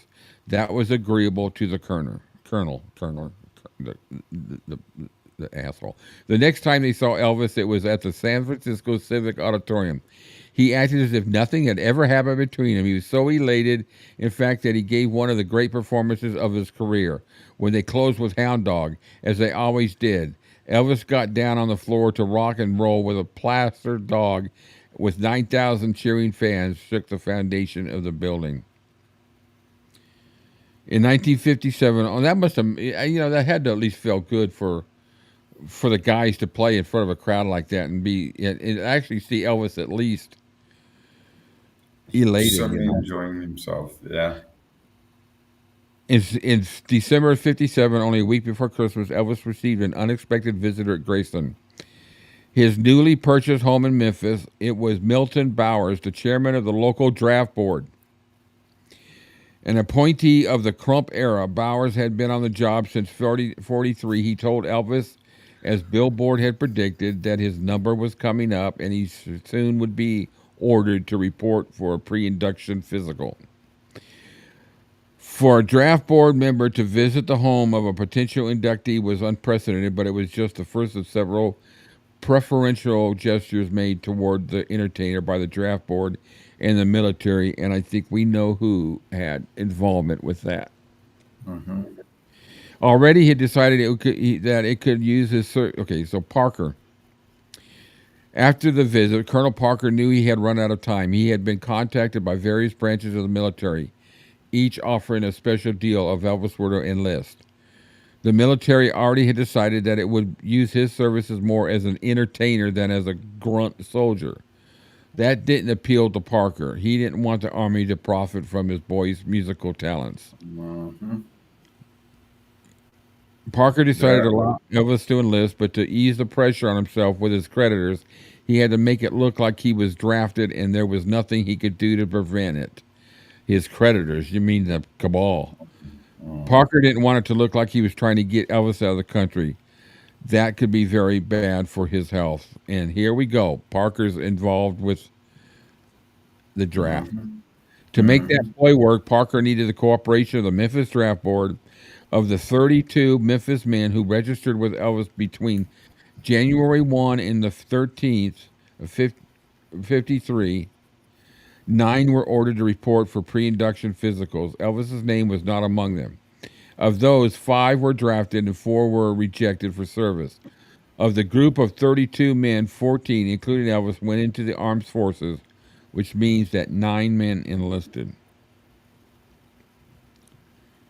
All manipulated. This is being manipulated by Parker to keep him from getting in trouble with his debts. And to make sure that he didn't want to share the money if ever there was money coming off. He didn't want to share it with anyone. To accommodate Parker, the Memphis Draft Board drew up an induction letter for Elvis. They said they would prefer not to mail it to him and ask if he would mind stopping by the office to pick it up in person. Ever mindful of stringent U.S. postal laws, they did not wish to commit mail fraud. That was fine with Elvis. After getting the letter, he stopped off at Memphis recording studio service. Sam Phillips wasn't there, but Jack Clement, who was running the office at that point, was there. Elvis told him he had been drafted and showed him the letter. Clement got the distinct impression that Elvis was happy about going into the Army. And Elvis said, well, might as well have fun. Yeah, you're right, Tracy. That was a gamble Parker was willing to make. He was willing to make, and it's all, guess what it's all motivated on? The Sawbucks, man. He really did not want to go into the Army, and he was often despondent when talking about it. Vernon didn't have much to say about it, but Gladys thought it was a fate worse than death. Elvis hadn't had a face-to-face talk with the colonel in a while, so he drove over to Nashville to give him his Christmas present in person. A tiny red Eszterhas sports car. Well, what a nice Christmas present for a guy who's shafting you. He arrived at the colonel's house where there was a mob of reporters. Well, I wonder how they found out. And photographers waiting for him. It's not clear whether Parker invited them. It's clear to me. Oh, yeah. People knew he was coming. Colonel called them. Parker wanted to be publicized. That was his draft notice, or because he wanted other people around in case Elvis became emotional. Now, isn't he a sweet kid, Parker said to the reporters. He even managed to make his eyes look teary. He could have just sent something in the mail.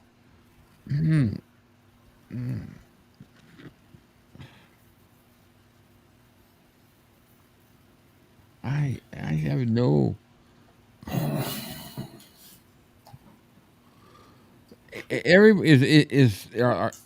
in reading the comments,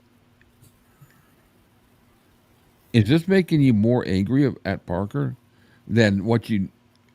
To this point, I have no words. I don't know what to say. Cam, you take it. I can't. I have... I'm just fucking pissed. That's all I got to say.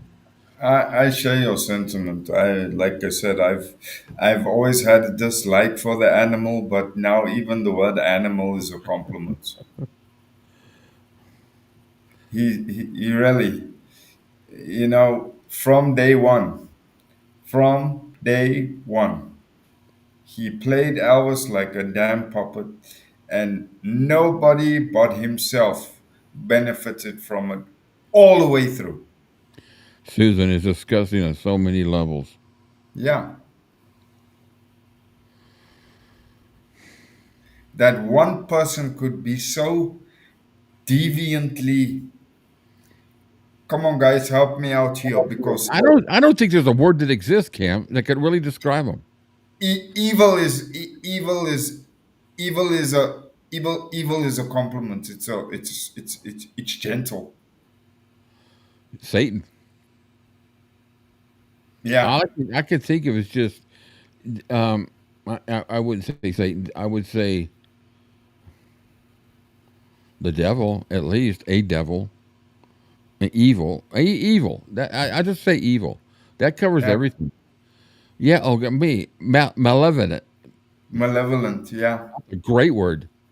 Yeah. I gotta tell you, I'm actually I know this is not a thought that anybody wants to have an image of, but I've actually been reading this. Instead of making fists in my hand, I'm like doing it with my feet. I'm just like, this is anger, man. Okay, let's finish this book. I want to get into something good. We're going to have fun on the movie watch tonight. We got a good one. I'm sure we'll have a great. You guys go ahead and start saying goodbye now for the movie tonight because it's going to be a long one. Okay, where are we at now? Gordon Stoker of the Journal showed up during the photo op and told Elvis they were going to perform at the Grand Ole Opry that night and why didn't he come along. To Stoker's surprise, Elvis purchased a tuxedo and dressy black shoes. Parker, he had an ulterior motive for asking Stoker to stop by that day. Wouldn't you know it? Stoker's there because the Colonel wanted him to invite Elvis to the Opry because of his cronies. Dub Albritton had signed a little girl out of Georgia who was going. I think I know who we're getting. I think it's Brenda Lee. Signed a little girl out of Georgia who was going to be there. She was a tiny little thing, but she showed lots of promise. If it's Brenda Lee, it is. Elvis posed the photographs with Al Britton's child prodigy, 13-year-old Brenda Lee. She was infatuated with Elvis. I had the great fortune to actually meet her in Nashville when I was up there doing some studio work. She had a friend that was doing something. When they say tiny, she was a munchkin. She was freaking tiny. I guarantee you her head was no higher than my waist. I can't guarantee that, but I mean, she was the sweetest little lady, man. This puts a whole lot of stuff into question for me. Because who out of the Memphis Mafia always sang the Colonel's praises? Esposito. He also played guitar. Yeah. I just had to give you something to laugh about. If you guys got to watch Inside the Studio, we have some funny stuff. Some stuff comes up about Esposito, our favorite Bill. Kind of makes you wonder, doesn't it? Because that old saying in life, birds of a feather. 3 days after Christmas, Parker announced that the Memphis Draft Board had given Elvis a 60-day deferment to finish the movie King Creole. Both Elvis and Paramount had requested a delay. When he received news of the deferment, were two, count them, two Las Vegas showgirls who had stopped by to visit with him on their way to New York, where they planned to audition. I wonder if Parker was jealous. They planned to audition as showgirls at the Copacabana.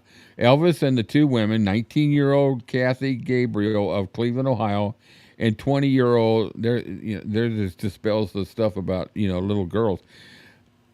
Very interested in the photograph was the FBI, who opened a file on the women and their relationship with Elvis. What?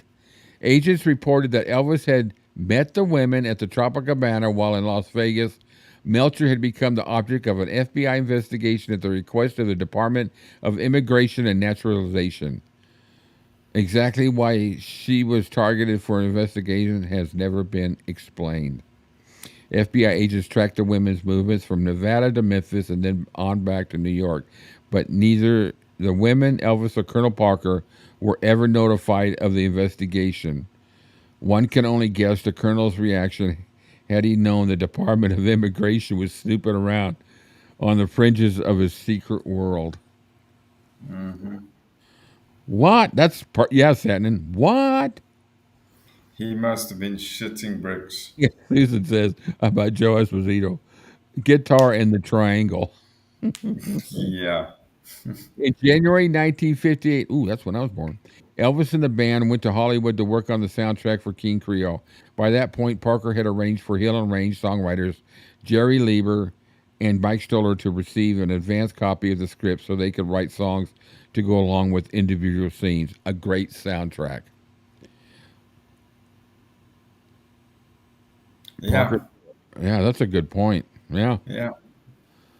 Elvis had virtually no say in the musical content of the movie while they were filming the movie. Parker sent Lieber a new contract. It turned out to be a good soundtrack, though. In the final days of Civilian, he called up old friends and told them goodbye. He often broke down in tears, crying out, "Why me?" Oddly, he bought a new car for his girlfriend and did favors for other friends, but he failed to make any provisions for his band in the absence, although he did call them before he left. For all practical purposes, Scotty, Bill, and DJ had joined the ranks of the unemployed. How many? I gotta see how many. 1, 2, 3. We're gonna have to pick up here. That's a good point to stop. I'm pissed enough. I don't want to get any more pissed. Yeah. All right, so we stop right there at slide number. What slide number is that? Come on, Rick. Slide number 30. So, well, what do you guys think, man? That was kind of a. That was a barn burner. That was a banger, man. That was a banger of a session. Holy shit. Yeah, not in a good way, though. What was the video that I said earlier that we... Oh, Banja. I'm gonna play half of Banja. Hold on, let me see. Let me find out how long that is. We got a few more minutes. I kind of want to take 30 minutes between. Okay, let me see documentaries. I got a whole folder of documentaries. Got 150 documentaries in here. Let's see. And I keep adding. Some of them I'm going to do on Discord. Ooh, we got a caller. All right. Slide to answer. Audio into there. Hello, Olga. Can you hear me, Olga? Yeah, I can hear you. Oh, cool. How you doing? All right. Well, How are you guys? What? Been better. I need a couple of Valium right now. Man, you ain't lying. I'm not going to make this phone call too long. I'm going to try to keep my mouth on the nicer side of things. Oh, no. Hey, listen. Wow. Like I always say, man, I want people to speak their mind. I don't care. I don't hold back, so I don't want anybody else to hold back. But, that's up to you. I'm not telling you what to do, but don't worry about it. I went through a half a pack of cigarettes for this, Rick. I can't do this. I wanted to go out and buy a pack, and I haven't smoked in years. I know. I found myself pacing. I was like, wow, this is a tough chapter. Yeah, I don't know. There's some stuff that just really infuriates me, and then there's some points that kind of make sense. The whole thing about Parker being jealous of anybody around him. Wow. I know it. And the comments because I've been in and out of the house. So I'm looking at the comments on the television screen. Everybody's got good points, great views. Oh, yeah. I mean, this is a kick-ass group anyway. Oh, yeah. I love this group. They're all kick-ass. Yeah. But I'm like you. I'm like, God, I hope Goralnik's got something different, because every time I try to find something good in Parker, it just keeps getting slammed back down. Well, I started this thing with at least somewhat of a favor, but now he's destroying my picture of him in the 50s now. Exactly. Like, I didn't know. This is all new to me. And I'm just like, my jaw just dropped. Like, holy shit. You know? I know. It's just, I can't. Can you hear her, Cam? Yeah, I can hear. Yeah. Can you hear Cam?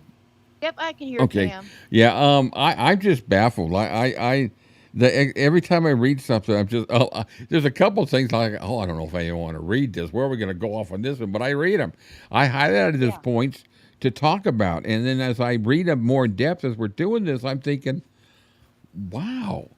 And then I get the thought about how he felt with what infuriates me now too is. I honestly believe that to him it was a blessing for Gladys to die. You know, when that point came up, I was thinking, yeah, he probably was happy because then he could control the whole damn situation. Yeah. You know? Because he would have never won out over Gladys if she lived. Hell no. No, I think Miss Gladys would have called his ass out real quick. She would have lit his ass up. She would have beat him with the back end of a chicken, you know. And it did come out later that she lifted the opinion. I don't know if she'd said it or if it was ever in print, but she said apparently in quotes her feeling towards the Colonel was he's nothing but the devil. Yeah. Yeah, yeah. And boy was she right. You got that right. Bless her heart. You know what? In a way, I'm glad she didn't live to see all this that happened. Yeah. You know what I'm saying? No, you're right. Yeah. But No, I'm yes. like you, Rick. I'm holding out for Goralnik, and Yeah. maybe there's hopefully something different that can kind of sway me to find some decency. Because to me, you know, right now there's no decency in this. No. In him. No. Although There's even none. I mean, when right from the beginning. even right with the from film at the beginning, you know, before we even got into the book, when he had nothing to do with his family whatsoever. Yeah, isn't that kind of peculiar? I mean, even if I don't believe his family would have ever said anything knowing he'd gone there illegally. I think they would have if he just kept in touch or something, they wouldn't have thrown him under the bus. I wouldn't want to believe. But, Susan, that wasn't, definitely something to him, Rick. There's something just ain't right. There's some evil there. There was something really deep down evil about that guy. And I'm finding it out more. I'm finding out more, and I'm almost scared to read Gronik's book, but I know. I have to. I think. Well, you know, I'm going to him at Grace. I'm going to Gronik. Right. And Brenda Lee's going to be there with him on that I'm going to. Oh, awesome. Yeah, and Jerry Schilling, and I think Charles Stone will be there too. There's 5 of them, so I like to hear what their. Oh, really? Charles Stone's going to be there? Yeah, yeah. Oh, I think so for the Goralnik one. Yeah, I got Charles Stone's book. He signed the book for me. I got that, and if you're going to see Goralnik, I think what I'll do is I'm going to hold off buying the hard copy of his book, and if he's got signed copies, I'm going to have you pick me up one. Well, sure, no problem. Yeah, but that's what I'm going to do. I'm not ordering anything till I get down there because I'm sure he's probably going to have signed copies. You know. Yeah. So. And I figured that's I'd grab exciting. One up there. I'm still so excited about you going. I can't wait. I know, but look, I'm not going to keep you much longer because this was a long, tough chapter. Yeah, it was. This one's a hard one, Rick. This was worse than the Priscilla the other night. I mean, I know that night I got so wired up because I don't know, Lisa's book. I believe Lisa. I'm sorry. Yeah, I do too. I do too. I believe everything. And that woman there she just gets me the wrong way. Yeah, that's why I'm going to just pick her book apart and compare it to Lisa's and compare it to her first book. Yeah. And it might wind up being a 2 or 3 episode thing, but it's going to be the final for me as far as doing anything about Priscilla. Not that she won't ever come up in a conversation, but I have no desire to have her as a regular topic. Oh no! Like right now, Parker's running neck and neck. Him and Priscilla for me right now. My God, no! He's taken over. In comparison, Priscilla looks like Dopey the dwarf in Snow White compared to. Yeah, what do we got? Parker. We got 1, 2, 3, 4, 5, 6 weeks till Gronik's book comes out. Yeah. You don't have much longer. Yeah, I got 2 more books that I want to go through, but those will be quick. They won't be like this book because I'm just going to take the parts of a time period that these books haven't covered. And that's it. I'm done, with that. And then Gronik's book, almost 700 pages. That's going to be. There's going to be some good shit in there, I know. You're going to have to deep dive that one, Rick. It's going to have to be absolutely. That's why I got that's why I got the Kindle one, because I can sit there and I can highlight as I go and pick things, and then I'll go, and then what I'll do is I think I got the audio book too, so I'm going to listen to it. I get more out of it when I'm listening to the audio and reading it at the same time on the Kindle, because it Yeah. highlights and all that. It's really cool. But anyway, Well, he's such a fantastic writer, Goralnik Ooh, is, and he's got some and this good book books. is going to be a thick book. That So son's we got to deep dive it on A to Z. Oh, we will. It may take us till the first of the year, but we'll get it done. That's all right. I must make sure I have a 6-pack of beer. Keep myself calm. Yeah. Yeah, absolutely. All righty. All right. Well, Hey, I will talk to you guys later. thanks, dear. Thanks for a lot for calling in. We'll talk to you soon. Great show. Oh. Love you and Cam. Oh, thank you. We love our fans. We love our fans. We love our subscribers, man. Oh, we got some kick-ass subscribers. Oh, and I'm I proud know. to say that. I get some great comments. I love their comments. Yeah, I just hit over 24,000. I've gotten 600 new subscribers in the last 28 days. That's awesome. I know. I'm That's psyched. awesome. I'm psyched. Well, you got good stuff. You got good Thanks. stuff going on here. Thanks. Good people. You know. All right. Hey, listen. I'll let you go. We're gonna take a break here before the inside the studio. So, we'll just do a couple little promos and then we're gonna listen to some studio work. we got Renee on there today, so that'll be fun. Oh, nice. All righty. All right. Adios, amigos. Okay. Bye-bye. Bye-bye. Bye-bye, Olga. She's always great, man. Always great. So, guys, listen. Thanks, guys. This has been an enlightening conversation. If you guys are going to join us tonight, I'm doing the at 5 o'clock, not tonight, but 5 my time. So the times are I think you guys probably know what your times are based upon that. But it's on the thumbnail that's for the video. And 7 ages of Elvis. So it's taking them through different stages. It's pretty cool. Good interviews. I checked it and uploaded it. It gives me clear copyright clearance to play it, so we shouldn't have any issues. And knock on wood, how many have we done and we haven't been kicked off yet? So no. Yeah, Tracy, she's and anybody that wants to ever call in, please do.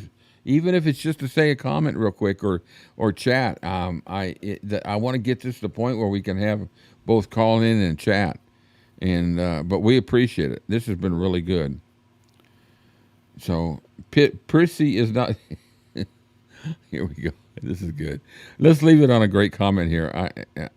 Good Lord, we've had some great comments, Cam. Mm-hmm. Prissy is not intelligent, in my opinion. Plus, she needed the dollars generated from Elvis and it's all been since the day she met him. Mm-hmm. I think from the day she met him, she saw opportunity. I honestly believe that now. Parker should have married Priscilla. They would have been like 2 peas in a pod. Yeah. All right, guys, listen. Thank you. Is there anything I got to share here? Not really. Inside the studio here in 30 minutes, we got the 5 o'clock watch party, and then tomorrow we have our live stream coffee date. So hope you guys can join us. If not, catch the replay. Once again, we appreciate everybody. And y'all have a good afternoon, good weekend. And TCB, we love you guys very much. We love having you guys here. Y'all good, Kim? Thank you, guys. See you all later. Bye.